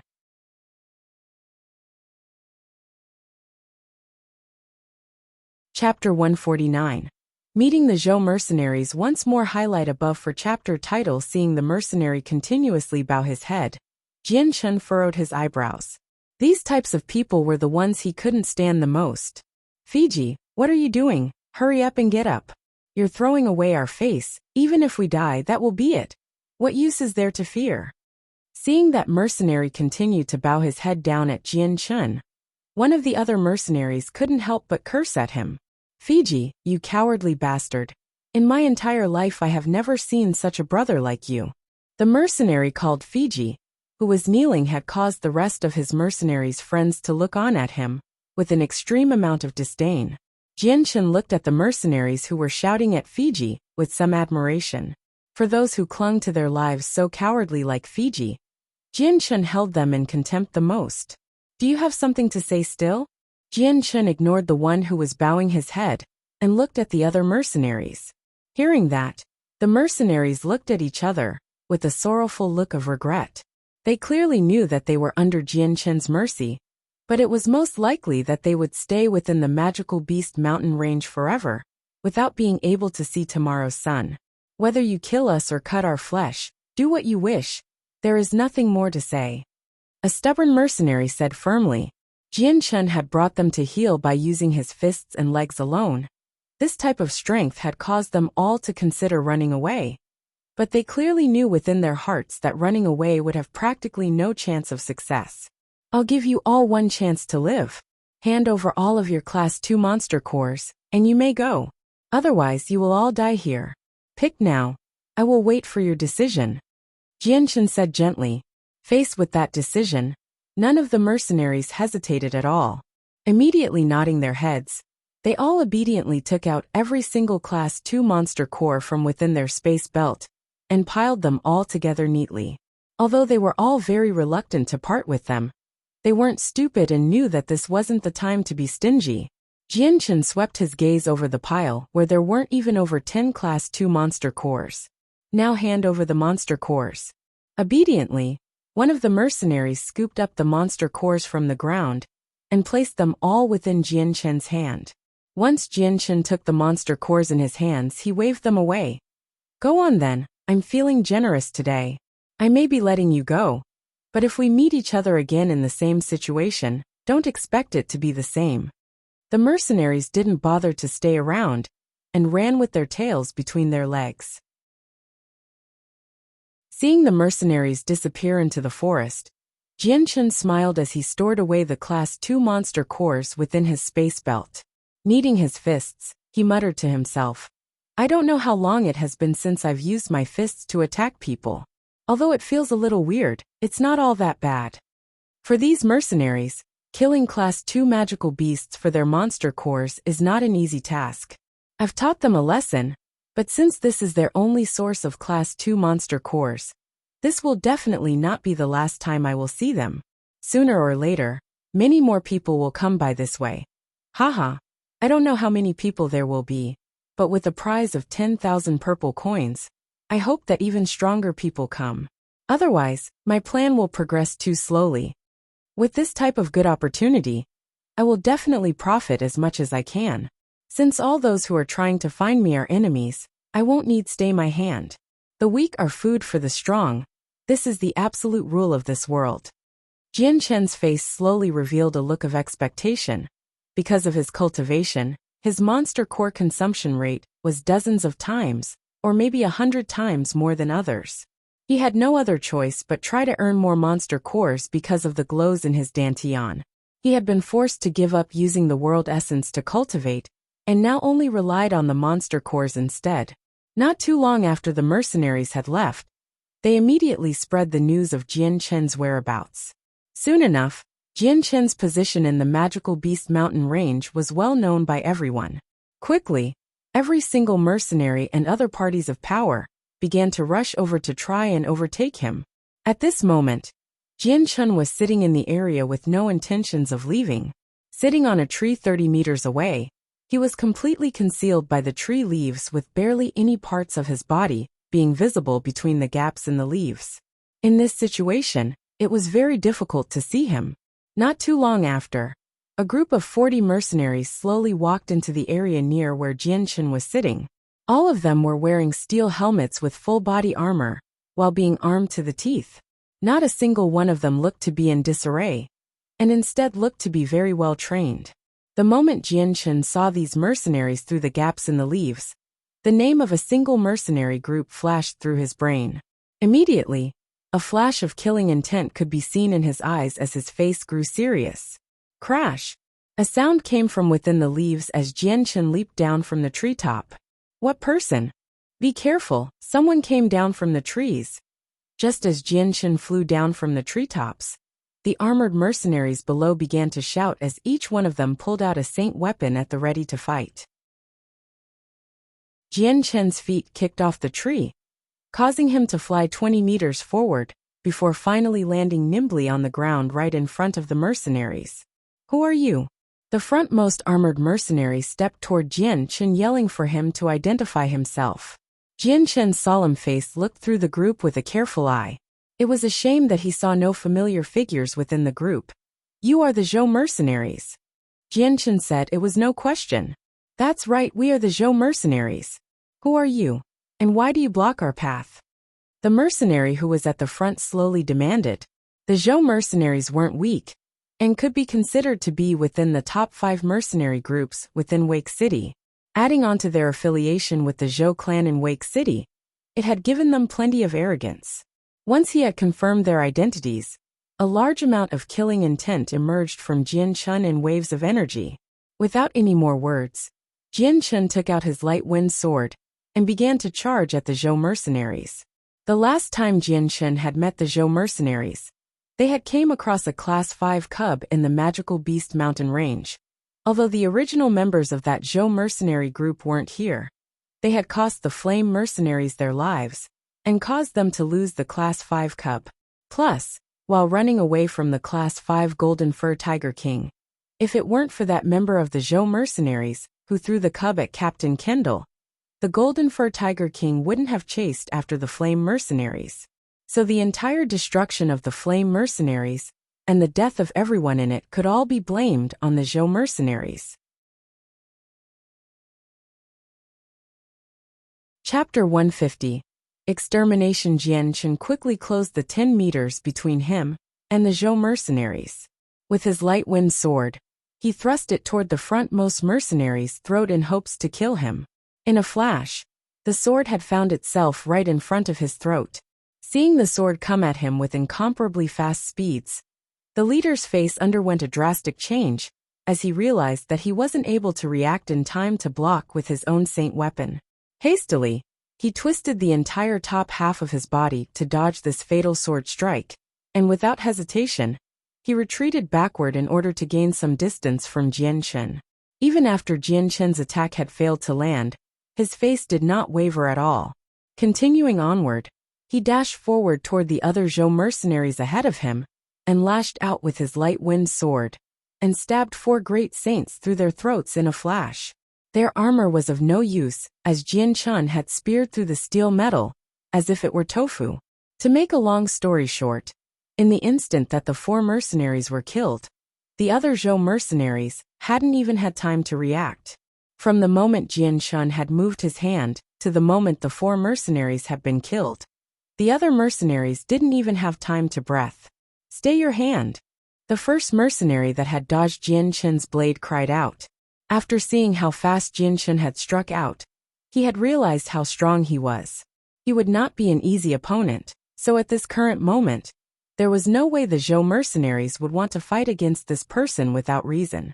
However, Jian Chen had turned a deaf ear toward him. The Zhou mercenaries were already on the top of his to-kill list. His light wind sword flashed continuously as it wreaked havoc on his surroundings, his blade almost resembling the death god's scythe that reaped the lives of the Zhou mercenaries without mercy. The great saints of the Zhou mercenaries simply had no chance to defend themselves. They weren't able to catch sight of the blade, and thus were stabbed straight through the throat. Even the saint masters among the Zhou mercenaries could only defend themselves against a few strikes before Jian Chen claimed their lives with his light wind sword as well. Jian Chen's strength against saint masters was far stronger than it was before his breakthrough now.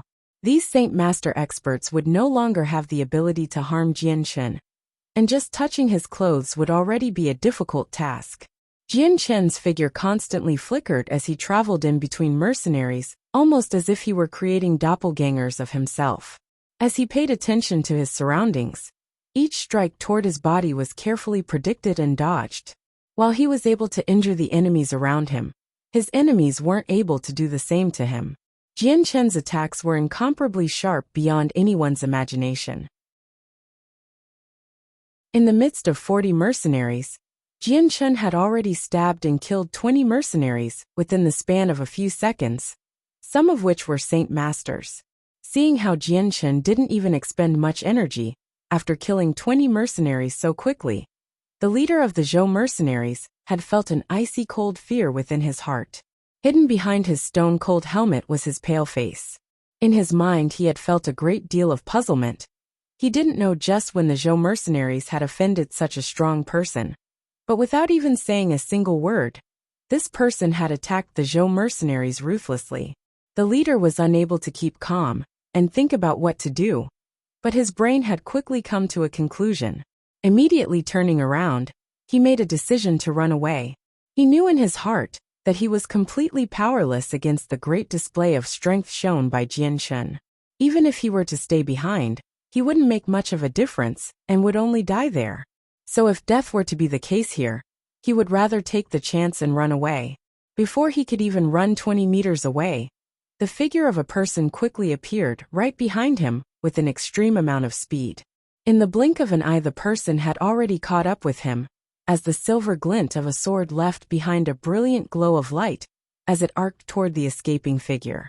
The leader of the Zhou mercenaries was a peak Saint Master, so the moment he felt an extraordinary amount of sword qi, he immediately ducked onto the ground and rolled away without looking backward. The moment both of his hands hit the ground, he pushed himself back up onto his feet, as a long spear simultaneously appeared in his hand. With a large amount of saint force encompassing the spear, he stabbed toward Jianchen. Jianchen swayed slightly instead of dodging away, and kept charging towards the leader once more. His arms shook as the light wind sword covered the entire area with its bright glow, causing everyone who looked at it to be dazzled at this seemingly unreal experience. Against a sword whose light seemed to encompass the entire sky, the peak Saint Master expert didn't know what he should do to protect himself. In that moment of hesitation, the silver blade of Jianchen reappeared from within the glow, and stabbed straight through his throat. Bang! Jianchen kicked at the leader's chest, causing him to fly far backward. Holding onto his bloody light wind sword, Jianchen ran toward the remaining Zhou mercenaries in an effort to kill them. Jianchen had no intention of letting a single member leave this place alive. Captain Chen Yunlong has died. Captain Chen Yunlong was killed. Captain Chen Yunlong has already been killed. Everybody run! The death of their captain had caused every mercenary to feel an extreme amount of fear within their hearts as everyone began to lose their fighting spirit. Against Jianchen, who seemed like a god of death, their courage was almost non-existent.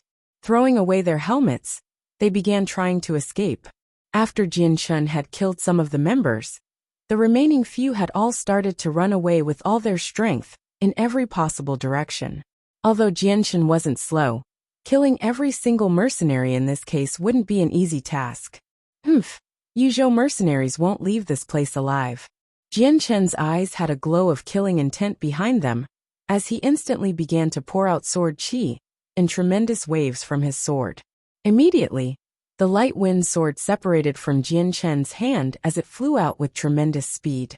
Transforming into a silver ray of light, it began to fly toward the closest mercenary in an attempt to kill him.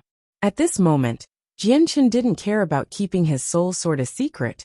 He just wanted the entire Zhou mercenaries to be destroyed. The light wind sword shot through the air like a silver streak of light throughout the area, as it stabbed through the throats of all the mercenaries who were trying to escape. In a matter of seconds, the remaining 10 mercenaries had all fallen to the ground dead. Chapter 151. This one is honored. The light wind sword nimbly flew through the air, as if it had a mind of its own before returning to Jianchen's hand once more. Jianchen held out his arm to catch the light wind sword as it flashed toward him in a silver ray of light. It was already dripping with blood, but the tip of its blade could still be seen gleaming. Just as the light wind sword returned to his hand, the blood on the blade of the sword, almost as if it was alive, began to concentrate at the sword's tip. Drop by drop it fell onto the dusty ground below, as the previously bloody light wind sword became clear once more. The seemingly mirror-like metal reflected light off of the blade, and radiated a hazy white glow of silver light. The forest was basked within its glow, and would have dazzled the eyes of anyone that saw it. Sweeping his eyes over the mercenaries, he used his light wind sword to poke at the bodies before taking their space belts away. Carrying the space belts, he walked on over to a clean area to sit down. As he walked over, he continued to pick up the space belts of the dead Zhou mercenaries, and in a short moment, he had accumulated a small pile of space belts. After he had collected every single space belt and piled them together, Jianchen absorbed the light wind sword back into his body. One by one, Jianchen began to inspect the items within the space belts for the money and monster cores, and letting it stack up into a single pile. In a few moments, the 40 space belts had been inspected, and by Jianchen's side, there was a small pile of monster cores and money. There were a total of 300 monster cores. Most of them were Class 2 monster cores with a Class 3 monster core for every 10 Class 2 monster cores. But there wasn't a single Class 4 monster core to be seen. Half of the stack of coins in the pile were copper and silver coins, with the golden coins taking up a small amount of it, to make a total of 500 coins between the three. There were around 50 purple coins, and in total, the cumulative amount of wealth from this pile would be equal to around 70 purple coins. Disliking the poor sum of money, Jianshan stored both the monster cores and money into his own space belt.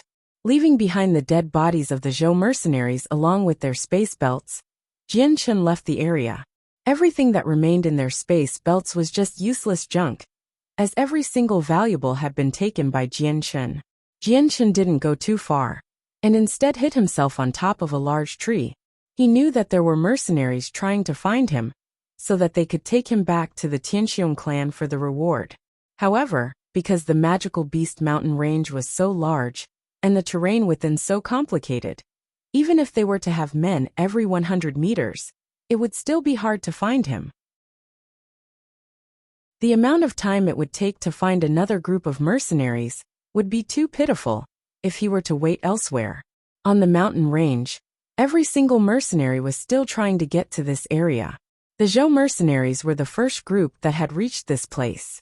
Not too long after, from his hiding spot, Jianshan spotted yet another group of mercenaries coming in his direction.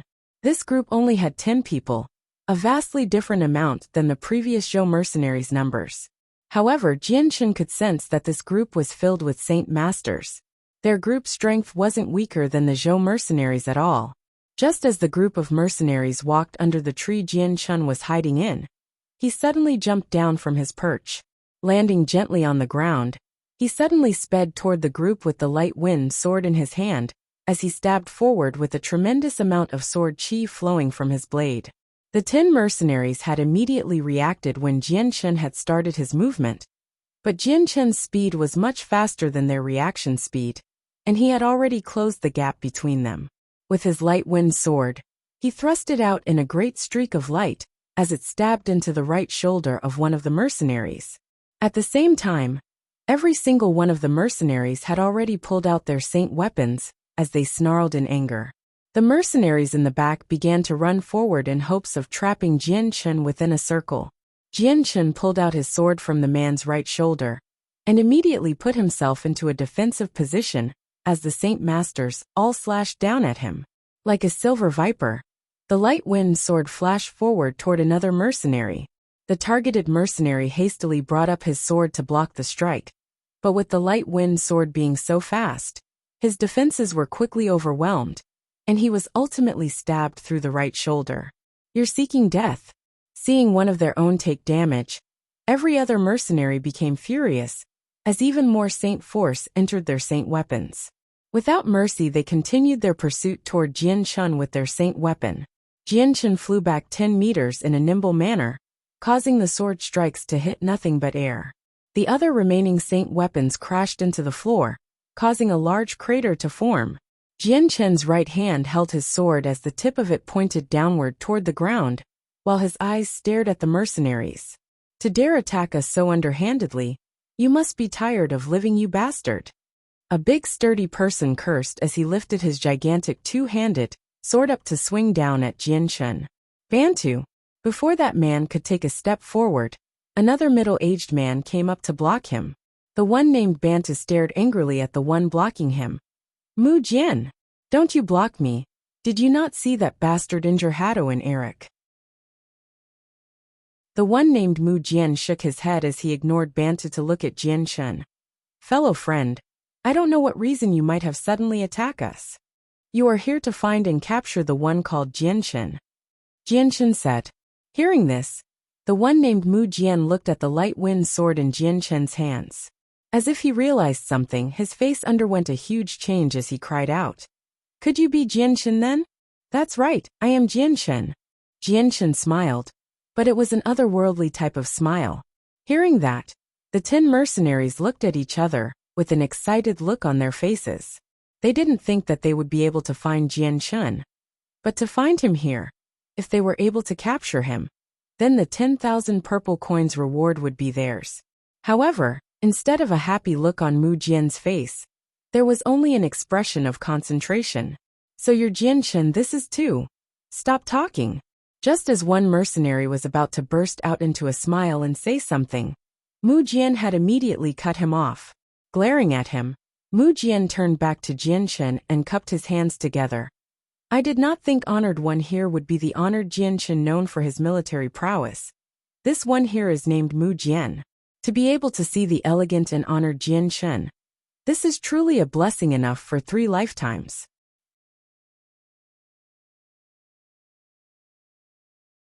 Chapter 152. Indecision. Jianshen laughed and spoke. You praise me too much. Honored Mu Jian truly praises me too much. I suppose your group of men entered the magical beast mountain range to find me as well. That's correct, we came to capture you. The one Mu Jian was holding back had spoken out loud. Hearing the man speak, Mu Jian's face changed before staring angrily at the man behind him. On the man's face was a look of confusion, and did not understand what was happening. Mu Jian cupped his hands together as he faced Jianshen once more and laughed. Honored Jianshen, this one and my friends did indeed enter the magical beast mountain range, but it was to watch the excitement. We never had the idea of trying to capture the honored Jianshen. I hope that you won't misunderstand us. Misunderstand? Jianshen couldn't help but laugh. If I didn't hear incorrectly, then I just heard your friend over there say your group wanted to capture me. For this reason, how could I not misunderstand you? Hearing this, Mu Jian had an embarrassed look on his face. When they entered the magical beast mountain range, they really did want to capture Jianshen. Although they had heard about Jianshen's strength, and how so many saint masters had died by Jianshen's hands, they had thought it was a rumor. Every man had always mistrusted rumors, and Mu Jian and his group was no different. But the moment Mu Jian had personally seen Jianshen's strength, he could see that none of his companions could be an opponent for Jianshen. Even if they had the superiority in numbers, that didn't mean a guaranteed capture of Jianshen, without them taking on heavy losses as well. He was also truly aware that if Jianshen had been serious in taking the lives of his companions, they would have long since been lying down on the ground. Because of that, Mu Jian had already given up on thinking about trying to capture Jianshen. At this very moment, he didn't want to enter a conflict with Jianshen, otherwise, they would take on heavy losses. Seeing the silent Mu Jian, Jianshen spoke up once more. I don't wish to kill the innocent randomly. If you hand over all of the monster cores within your space belts, then you can purchase your life back. If you don't, however, then don't blame me for being merciless. Suddenly, a glint of murderous intent made it to Jianshen's eyes. Hearing this, every single one of the mercenaries revealed an angry yet disdainful expression. Among the 10, no one except for Mu Jian had that clear expression of understanding. Jianshen, you're a despicable person that only knows how to use dirty tricks. What qualifications do you have to say something like that? Come and eat Uncle's sword. Jianshen's words had angered many of the people there, and immediately, the sturdy man behind Mu Jian had brought out his giant sword in anger as he charged at Jianshen. Hold up! Mu Jian tried to block the man without caring for the anger in his eyes. Turning around to look at Jianshen, he spoke. Jianshen, we became enemies by accident. Could it be you're still going to force us in this way? Jianshen began to laugh coldly. I already told you. Leave behind your monster cores, and you may go. Otherwise I won't stay my hand. He paused for a moment before he said, however, if you make a move against me and suffer casualties, don't blame me. Jianshen's words had left no room for argument, causing Mu Jian to feel extremely gloomy as he said, it's just as they said. Everything must be given up without a word. Honored Jianshen, you're being too excessive.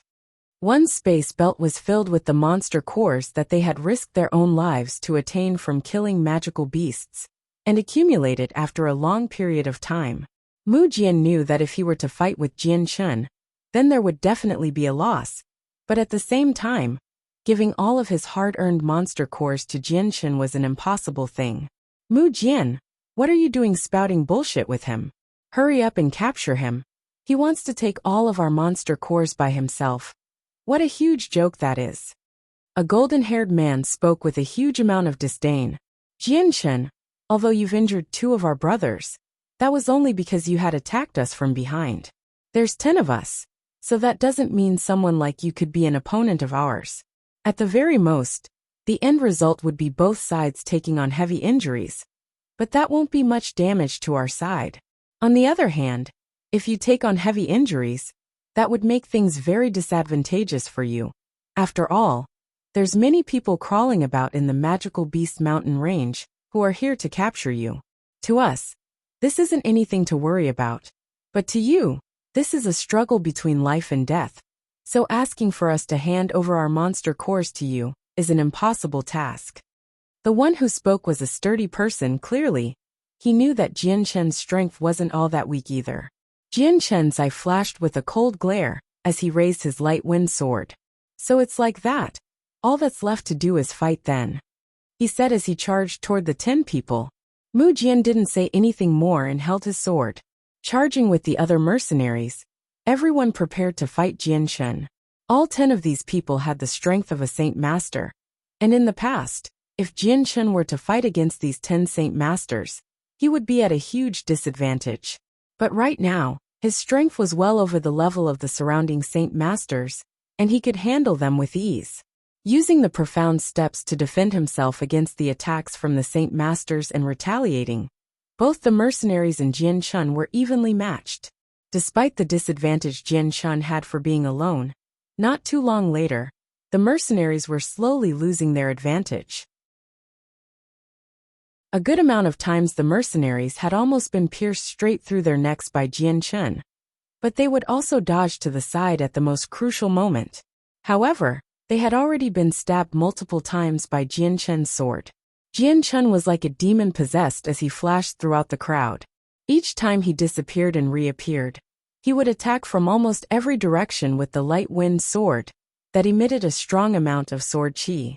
The light wind sword danced as it flew through the air. The sounds of it traveling through the air could be heard clearly as it concentrated its attack in one straight line. PCH. The light wind sword's tip sharpened by the sword qi stabbed into the joint of a mercenary's right arm. At the same time, the light wind sword bore straight through his body, causing the arm to lose all functionality. That man began to shriek out in agony as the sword in his hand disappeared into thin air. His right arm had been completely skewered, causing him to lose any fighting strength he had since he could no longer hold a weapon. Bang! Jian Chen's kicked the man firmly in the abdomen, causing him to fly backward.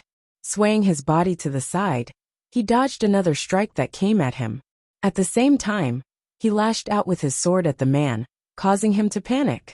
Immediately taking advantage of the hasty parry, Jian Chen immediately stabbed him through the right shoulder.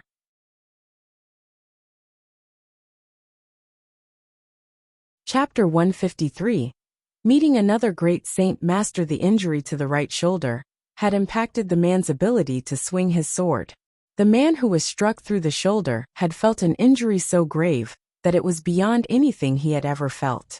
Because of the sword qi enhanced sword tip, when the light wind sword stabbed through his right shoulder, his entire right arm had lost functionality as well as fighting ability.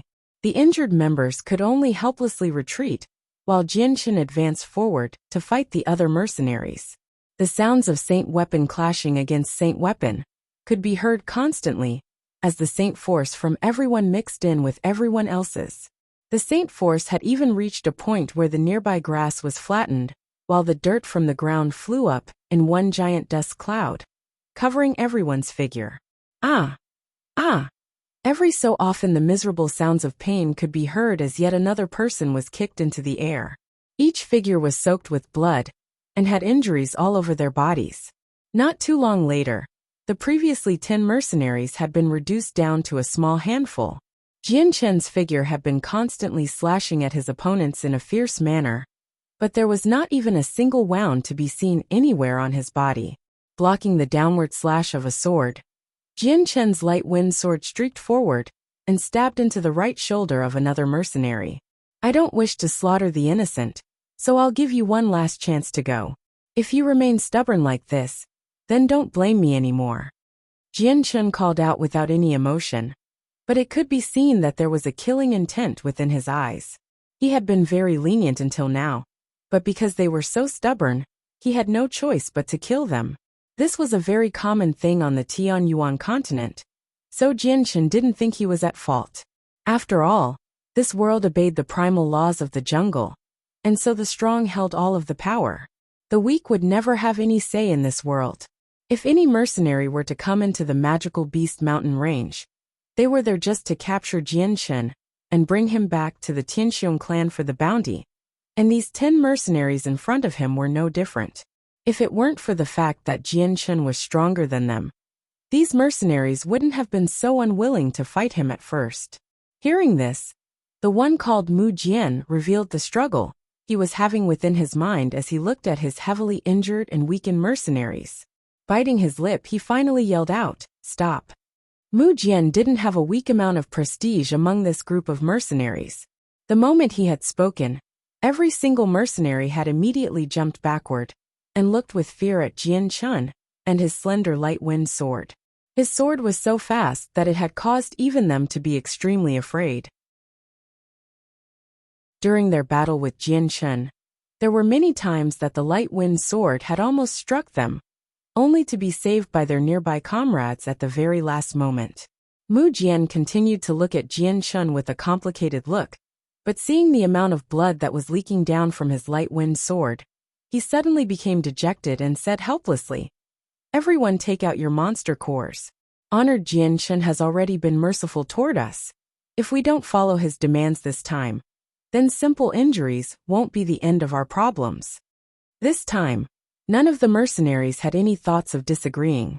With a dejected look on their faces, they silently began to pull out all of their remaining monster cores from their space belts and piled them up on the ground. After that short exchange, they all knew that even with 10 people, they were not enough to be classified as an opponent for this youth.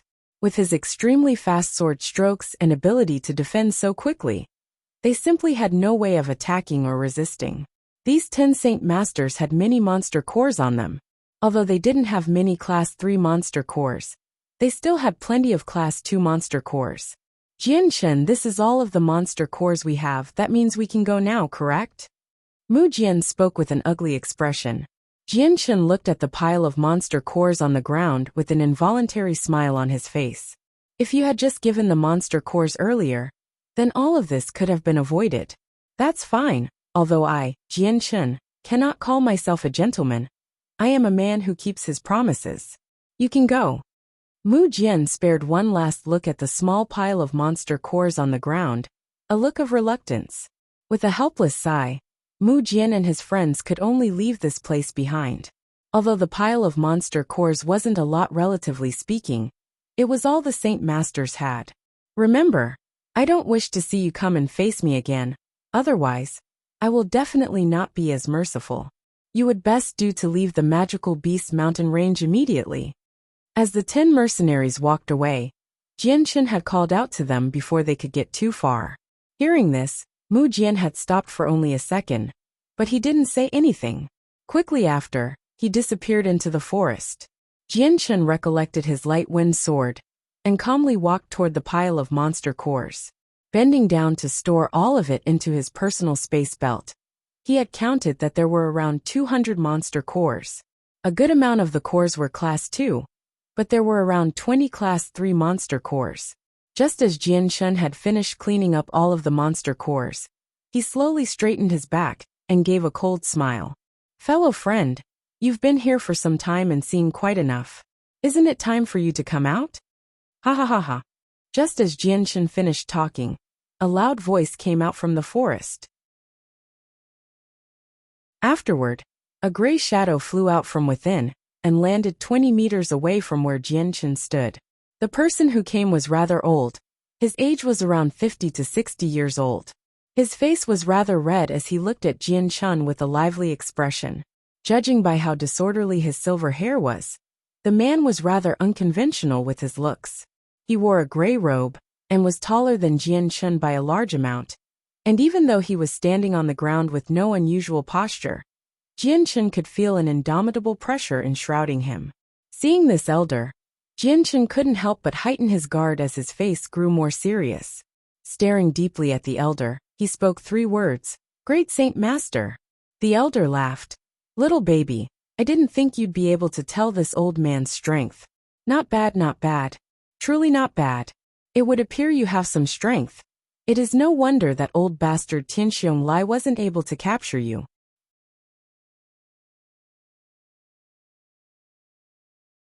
Chapter 154. Killing a Great Saint Master, Part 1. Jianchen sucked in a deep breath. Although he had long since guessed that the chances of a great saint master coming after him for the 10,000 purple coins were quite large, he didn't think it'd be so soon. There was no fear within Jianchen's heart. Although he couldn't say for sure that he could win against a great saint master expert, he had confidence that he could at least fight against one to some degree. At the same time, Jianchen was also secretly rejoicing. He was rejoicing his foresight that had told him to first cultivate until he was a saint master. If he hadn't, then if he were to come across a great saint master, he would have no choice but to try and escape. Against this elderly great saint master, Jianchen had felt a huge amount of pressure. Quickly, he had calmed himself down and stared at the elder with a barely calm expression. "Dear elder, could it be that you were also enticed by the 10,000 purple coins for my capture?" The baby asks a question he already knows the answer to. "This old one won't spare any talk with you. Come along with me quietly, or I'll do it myself. You must have realized by now that I am not like the previous 10 saint masters you just fought." The elder casually looked at Jianchen, but he did not see Jianchen as an opponent. Jianchen let out a sneer as the light wind sword reappeared within his right hand. As he grasped the hilt of the sword, the tip dragged against the ground as he spoke. "Waiting to be captured and delivered was never my style. Dear elder, this one thanks you for your smart idea." Suddenly, Jianchen disappeared into a blur with only the smallest of traces of his figure as he flew toward the elder. In a split second, the 20-meter gap between the two was quickly closed as the light wind sword began to emit a strong amount of sword qi and stabbed at the elder's throat. The careless expression on the elder's face was gone in an instant and was replaced by a serious one. His palm began to envelop with a strong amount of saint force before condensing into a foot-long dagger. In the elder's hands, it shone coldly as it greeted the light wind sword's approach. The light wind sword and the elder's dagger collided against each other with a large sound. Immediately a large wave of saint force emerged in waves from the impact and spread out in a circle around them in a manner that was noticeable to the naked eye. As it rippled away from the two fighters, the surrounding grass was immediately flattened as the wave of saint force rippled over it. It had even kicked up a dust cloud from the ground and immediately caused visibility to be lowered.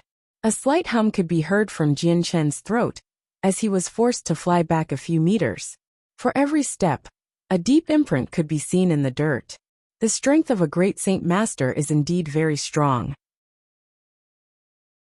I didn't think that even after making a breakthrough to the saint master level, there would still be such a wide gap between the two, Jianchen muttered. With this current exchange with the elder, it was Jianchen who had been at a disadvantage. After all, in a battle of strength with saint force, how could Jianchen, who was only at the saint master stage, contend against the elder, who was at the great saint master? Yet Jianchen was also secretly delighted. After making contact with the elder, he had realized just how wide that gap in strength was, and how close he was to the elder's level, making him quite happy. On the other side, the elder's face grew even more serious as he looked at Jianchen and spoke solemnly. "The baby here seems to be quite complicated. It seems that if this old one wants to capture you, then this old one better put in more effort." Jianchen's face carried a cold smile. "Even if you do everything you can, you won't be able to capture me." The elder laughed with a chilling smile. "The baby knows how to talk big. Then allow this old one to observe and see just how strong you are." After he had finished speaking, the elder's dagger exploded with saint force. Following that explosion of energy, the elder suddenly disappeared, and then abruptly reappeared right in front of Jianchen with his dagger, ready to pierce through Jianchen's heart. Because the elder was a great saint master, Jianchen didn't dare lower his concentration. The saint force within his body began to circulate and gather around the light wind sword within his right hand. Forming a white haze of sword qi over the blade, Jianchen swung his sword at the incoming dagger. Suddenly, another explosion of energy could be seen as the shockwave was sent throughout the area. The dirt on the ground was sent flying into the air, as the clash of saint force immediately pressed against the ground. Countless plants were uprooted and sent into the air. In one strike, Jianchen was once again sent flying back a few steps, while the elder was once again unaffected, and instead chased after the retreating Jianchen with his dagger aimed at Jianchen's heart. Jianchen's body shifted to the side, causing the dagger to harmlessly slice past his clothes. After, the light wind sword qi enshrouded the elder within, and in a split second, he had lashed out 10 times with each sword stroke, aimed at various parts of the elder's body. The elder brought back his dagger and brandished it in front of him, defending himself against the various strikes. Ding ding ding ding. The sounds of the weapons clashing together could be heard as the light wind sword and dagger continuously hit each other in a split second. Suddenly, the elder retreated fiercely as the robe he was wearing was no longer in a completely intact state. On his chest there were a few scars that were leaking blood. From the other parts of his robes, a few strands and patches were already falling down to the ground. Even on top of his head, a few strands of his hair could be seen drifting in the wind after being cut. Right in front of him, Jianchen did not look to be in a better state. Although there wasn't any injuries on his body, his face was a morbidly pale shade. Seeing how his clothes had been ripped apart in such a manner, the elder looked at Jianchen with a calculating look. You really can't see a favor when it comes. Don't blame me when I don't show mercy then. Jianchen only laughed. Many Saint Masters have died by my sword, but never could I claim to have killed a great Saint Master with my light wind sword. Today, you shall be the first. How arrogant!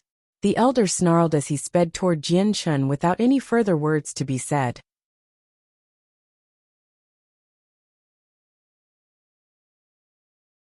Chapter 155.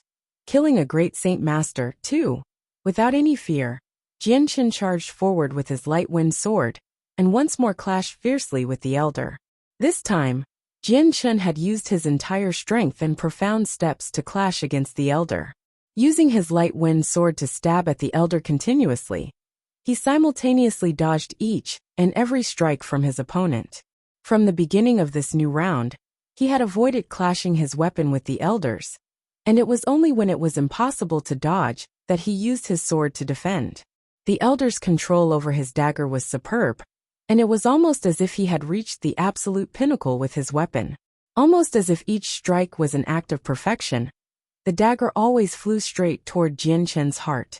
The two fighters traveled back and forth throughout the area. Their movements had kicked up a strong breeze.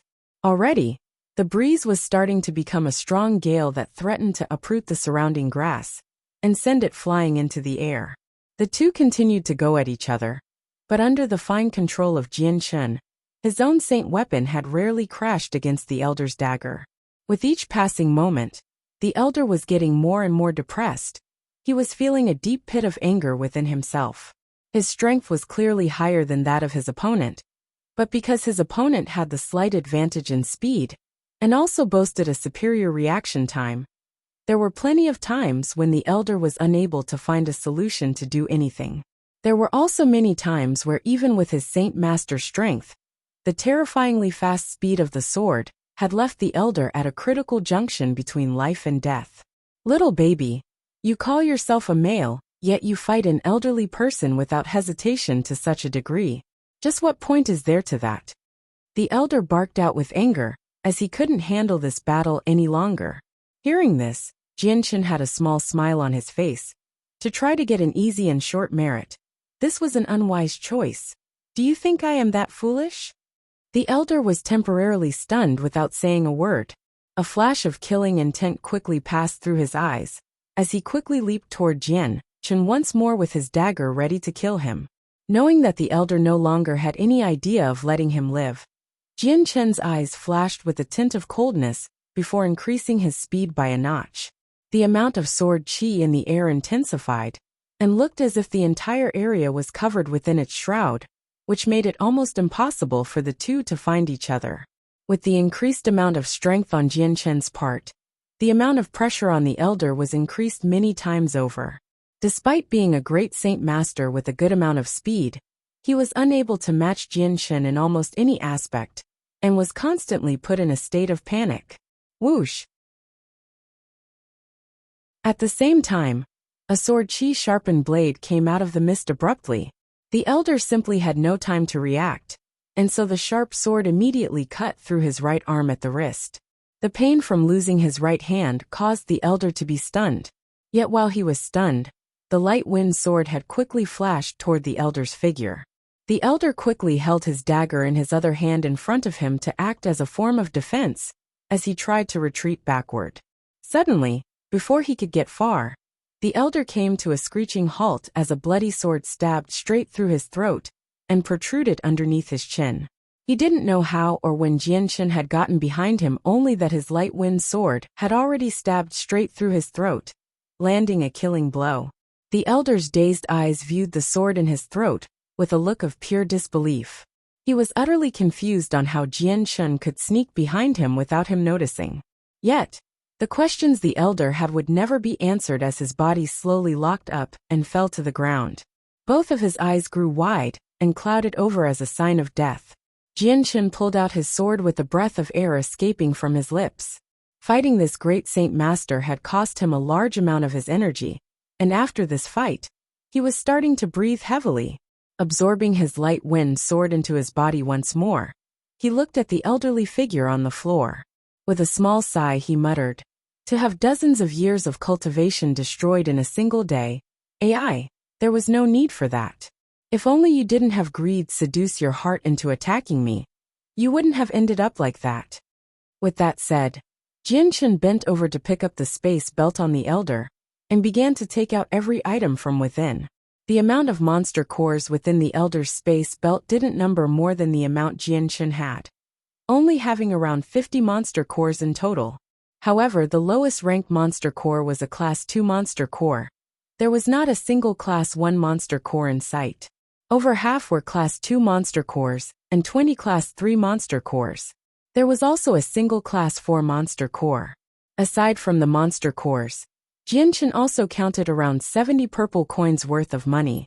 After storing the monster cores and purple coins within his space belt, Jianshan turned over the space belt within his hand once more before realizing there was a piece of white fur within it. This piece of white fur was about the size of his palm. It was soft to touch and seemed extremely cozy to hold. There was also a warm sensation to it. This piece of fur! Jianshan stared at the fur in his hand with some shock. Immediately throwing the space belt to the ground, he dove into his own space ring from within his space belt and took out a red embroidered pouch. This red pouch was the memento and family heirloom of the Bai clan that was handed down to him from his mother by Yun Tian. Jianshan's fingers nimbly opened up the pouch to take out the piece of white fur from within. His hands began to shake as he unfolded the piece of fur, only to see that the one from within the red pouch was also the size of his palm.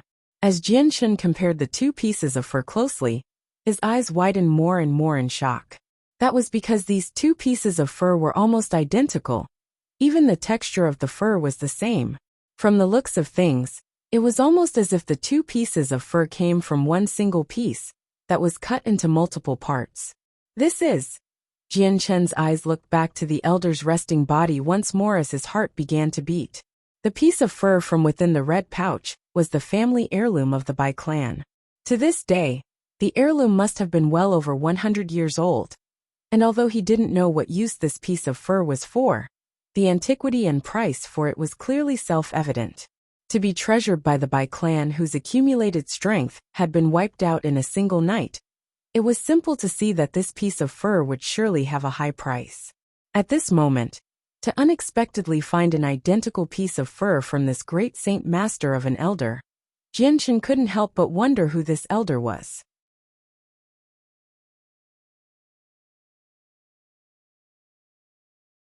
Chapter 156. Fearsome Reputation and Profit. Why did this elder have this piece of fur on him? Just who was he? Jianshan held the piece of fur in his hand as he contemplated this question. Perhaps he gained this piece of fur by coincidence. However, just what secret is this piece of fur hiding? Jianshan muttered under his breath. He had accidentally found this piece of fur from the elder, and thus had been tempted by this strange and curious new find. Could this be a type of treasure map with some sort of amazing martial arts written on it? Jianshan pondered. Based on his previous experience from his past life, he quickly conjured up a few speculations. However, this piece of fur didn't have a single trace of impurity to it. There were absolutely no connections to be drawn to it. It appeared to be unrelated to a treasure map or any sort of unique martial art. Many times in the past did Jian Chen take out the piece of fur to study it. Under his eyes and hands, the fur was strong and flexible, and no matter how much strength he used, not a single strand of fur could be pulled from it. It wasn't like a normal piece of fur, so if there was a secret hidden within the fur, Jian Chen was utterly clueless. Forget it, it's best to forget about this for now. There'll be another time in the future for me to find out the secrets of this mysterious piece of fur. Pushing his curiosity away, Jian Chen placed the piece of fur back into the red pouch along with the piece from the elder back into his space ring. The space ring was then placed back into his space belt as well. Since Jian Chen wasn't able to figure out the mystery behind the pieces of fur, he didn't want to expend any additional mental energy to stay in such a place to find out more about it. Soon after, the elder's space belt was rummaged through once more. Finally, with one last look, Jian Chen didn't find any other valuable treasure, so he tossed it aside. Dusting his hands, Jian Chen left the area without another look back. After another few days, Jian Chen continued to find and capture any mercenary group that came across him. The amount of monster cores on him could be said to number up to a high amount, and whenever he saw a group of mercenaries he found interesting, he would let them go. For those who weren't pleasing to talk to, he would kill them. In those few days, the amount of mercenaries killed by Jian Chen couldn't be counted, and the amount of bodies that littered the magical beast mountain range was enormous. The scent of blood and death wafted throughout the mountain range, almost as if the scent of blood covered the entire area like an ocean. It went without saying that many people were tempted by the 10,000 purple coin reward by the Tianxiong clan. This time, there were many Saint Master experts within the mountain range, along with a few strong Great Saint Masters. Excluding the dagger-wielding elder Jian Chen had first met, there were another 4 Great Saint Masters that he had come across. There were even 2 Great Saint Masters that had come across Jian Chen along with 30 Great Saints and Saint Master experts. That particular battle was extremely fierce. In the end, Jian Chen had expended a Herculean amount of strength in order to kill those 2 Great Saint Masters, and many of the other Great Saints and Saint Masters were killed off by Jian Chen. Jian Chen paid for the battle by having various wounds inflicted onto his body, and when a good amount of mercenaries had fled from him, Jian Chen was powerless to chase after them. Since Jian Chen could use the Light Saint Force in the same way a Radiant Saint Master could, he wasn't afraid of any injury, and so the numerous injuries on his body were healed without a single trace in less than 2 hours. Although the battle was extremely fierce, Jian Chen had gained an equally abundant reward. The 2 Great Saint Masters had a total of 100 monster cores. There were very few Class 2 monster cores, and a very large amount of Class 3 monster cores. There had even been 2 Class 4 monster cores stashed within. Although the amount of monster cores he had collected from the 2 Great Saint Masters was a large quantity, the Great Saint and Saint Master mercenaries accompanying the 2 only had a total of 30 monster cores. They must have belonged to the same mercenary group, and given the majority of their monster cores to the 2 Great Saint Masters. Another Great Saint Masters he encountered didn't have any Class 4 monster cores, but he did have a decent amount of Class 3 monster cores. In comparison to the first encounter, there was only 20 Class 3 monster cores and 30 Class 2 monster cores. The last Great Saint Master he met was extremely wretched. Jian Chen had only been able to collect 5 Class 3 monster cores and a single Class 2 monster core. Although he was a Great Saint Master, he might as well be considered an experienced Saint Master. Now, after Jian Chen's breakthrough to the Saint Master level, his fighting ability had been enhanced. Against a Great Saint Master expert, he already had the capabilities to kill them. As long as he didn't come across a peak Great Saint Master, or one with an attributed Saint Force, Jian Chen wouldn't need to fear the consequences of fighting against one. After these few days of killing mercenaries, aside from the 2 Great Saint Masters, who had inflicted many injuries on him, Jianchen hadn't been too heavily injured against anyone else. After this indiscriminate massacre, Jianchen's fearful name had spread far and wide to even beyond the mountain range, where many mercenaries had started to spread the news even farther away. By this point, Wake City wasn't the only area that had knowledge of Jianchen. Even the surrounding cities knew of Jianchen's terrifying name. Hearing the rumors flying about, many mercenaries still traveled from afar to the magical beast mountain range. Many mercenaries that wanted to capture Jianchen gradually renounced their efforts. Every day many cowardly mercenaries could be seen retreating from the mountain range and abandoning the hunt. Despite having many mercenaries retreat from the mountain range, there were still many stronger mercenary groups that stayed within the area. After the weaker mercenaries left, there weren't many people left in comparison to when the hunt had begun, but all of the remaining members were of the Saint Master level at the very least. After a large amount of mercenaries had left the magical beast mountain range, the area had become peaceful once more compared to the chaotic atmosphere when everyone had wanted to capture Jianchen.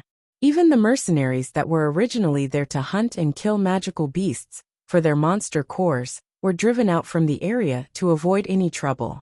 Now that there were even less people than before, Jianchen took the initiative, instead of staying passive, to find the remaining mercenaries. Regarding those mercenaries he found, he still used the same philosophy he always had. If they were to hand over their monster cores, then he would let them go without any harm without exception.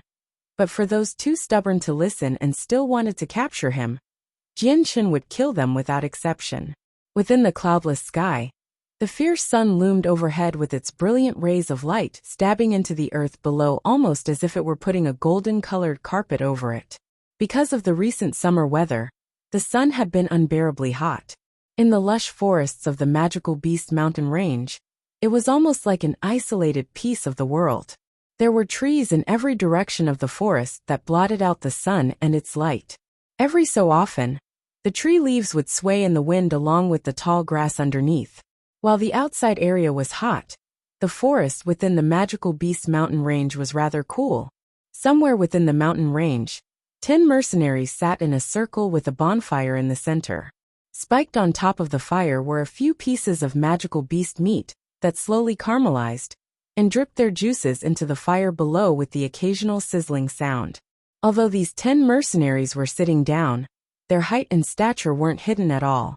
Each one of them wore a thin layer of animal leather that had a few scratches from the thorns and thistles of the forest. "Captain, there's been many mercenaries that have left the mountain range with not many people left. At the same time, Jianchen's strength has far surpassed our expectations. Just a few days ago I heard that a few great Saint Masters died by his hands as well. I think it would be for the best that we give up on this mission," one of the mercenaries said. Table of Contents.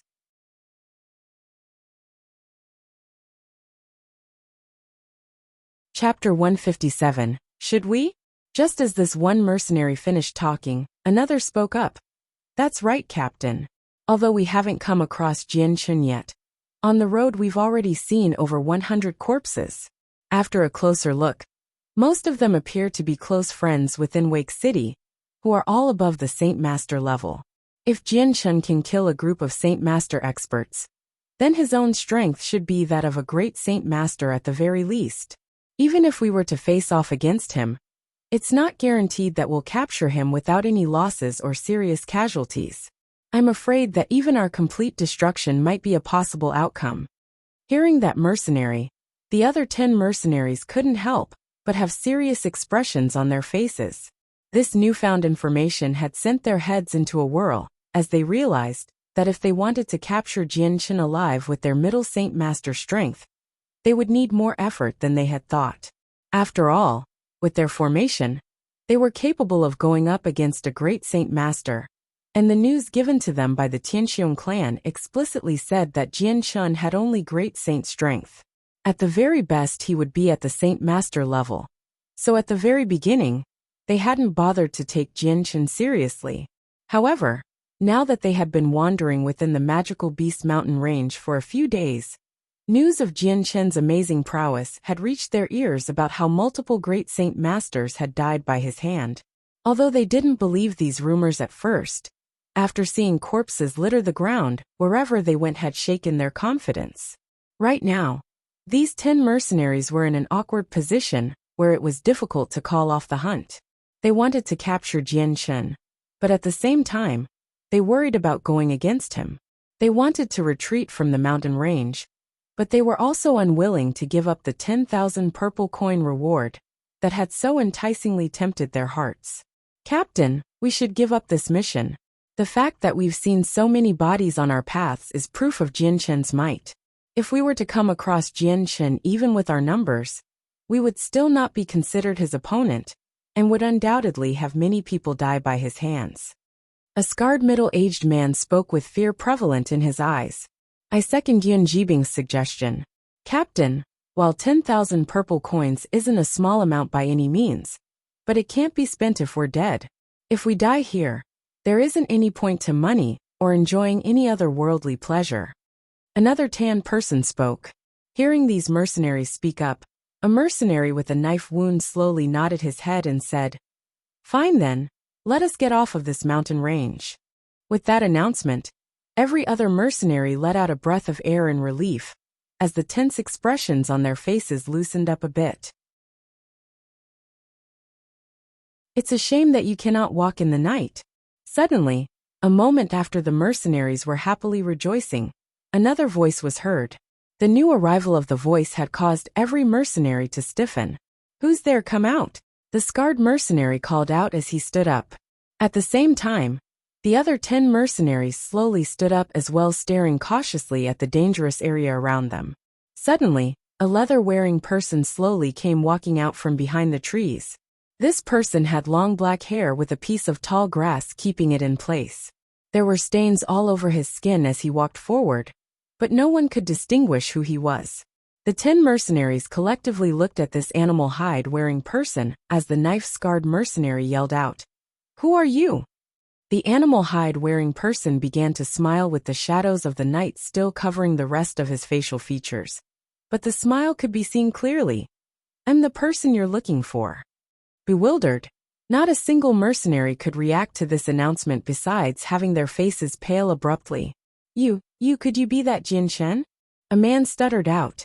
There was an expression of utter panic that had overtaken his face. The animal hide-wearing person nodded his head slowly with a smile. "That's right, I am Jian Chen."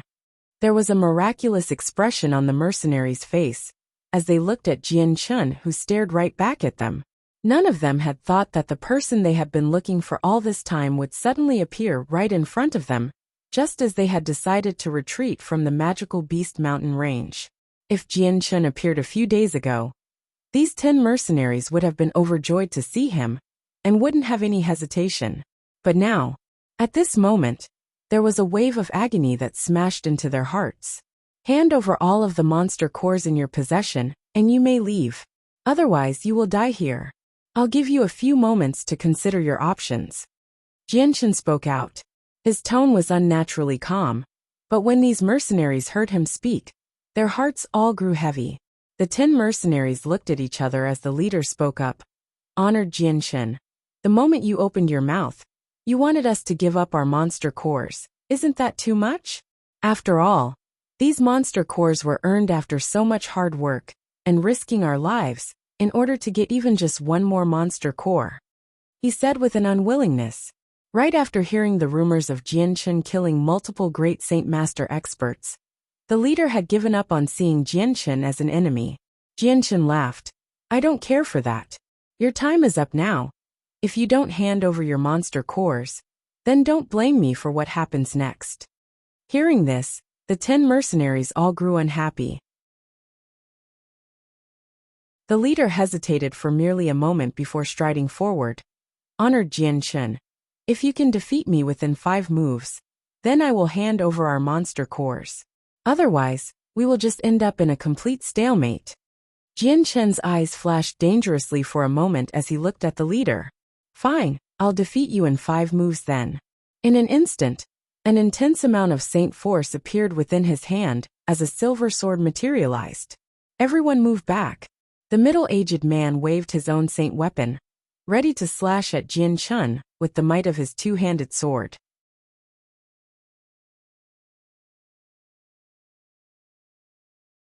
Chapter 158.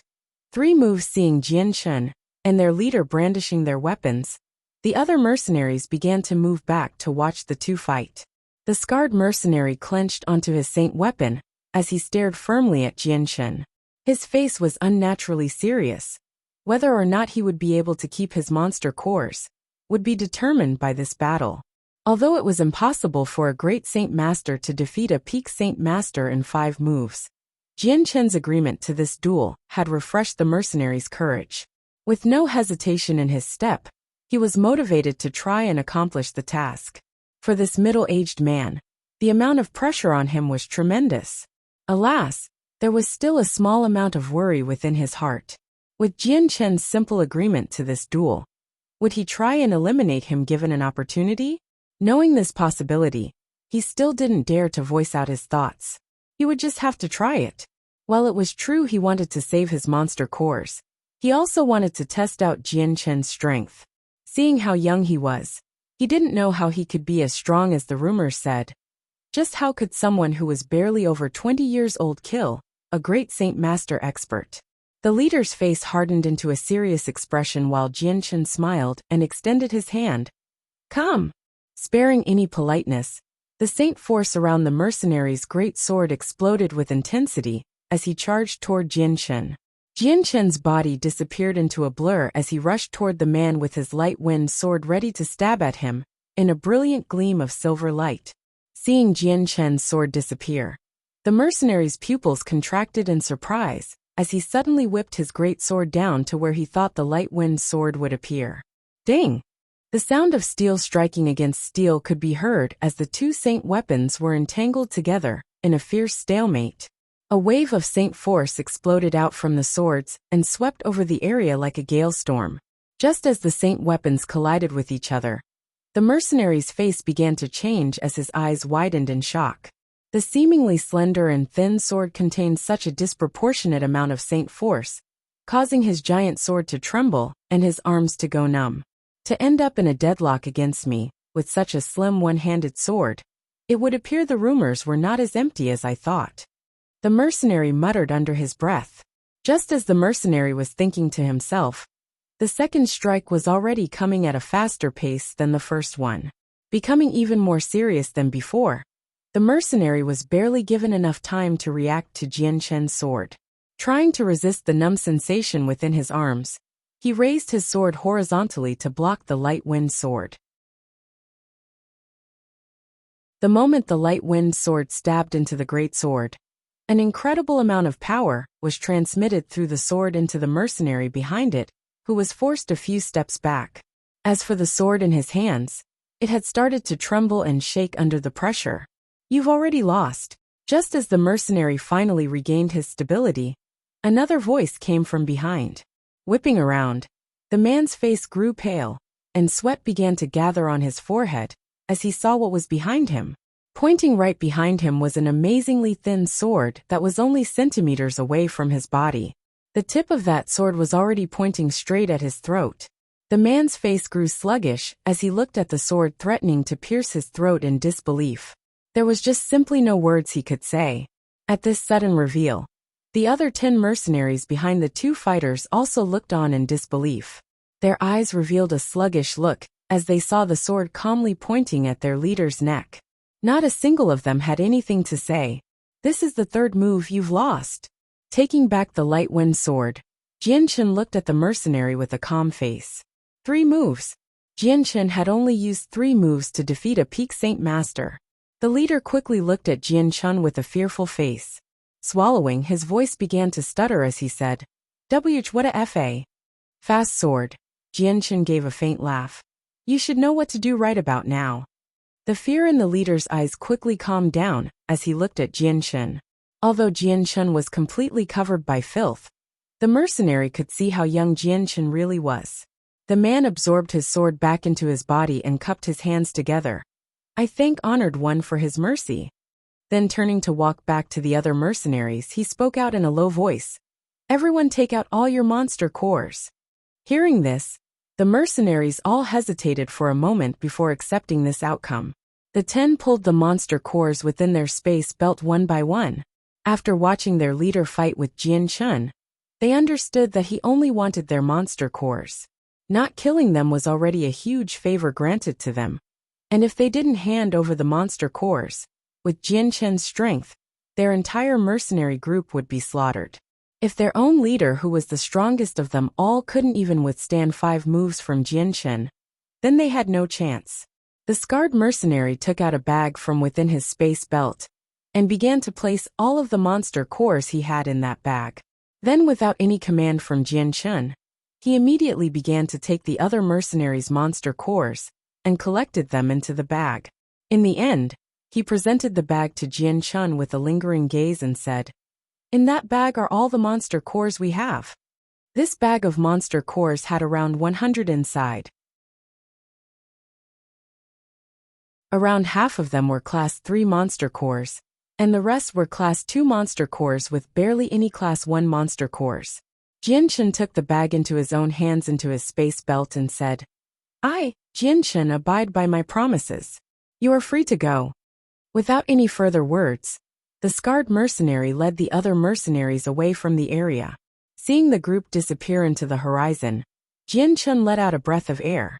Leaning carelessly against a tree next to him, he muttered, "These past few days have been so repetitive. However, despite it being so tiring, I've earned quite a lot. The amount of monster cores I've earned should be enough to last my cultivation needs for a very long time. I don't even know if I should thank the Tianxiong clan or hate them." After taking a small break, Jian Chun stood back up and said, "Right now there's practically no one left in the magical beast mountain range. With such a huge area to search, I'm far too lazy to look in each zone. Forget it, I've already got enough monster cores. I'll let the rest go and cultivate my strength in the meantime. Otherwise, if I were to come across multiple great Saint Masters at once, I doubt I'll be an opponent for them." You're tuning in to the Li Mei's Wuxia Whispers YouTube channel. We're so grateful for your support, and don't forget to subscribe to join us on this incredible journey through captivating stories. Your generosity through donations truly makes a world of difference, as it's the primary source of revenue that allows me to expand and enhance this channel for you. Thank you from the bottom of my heart for being a part of this adventure.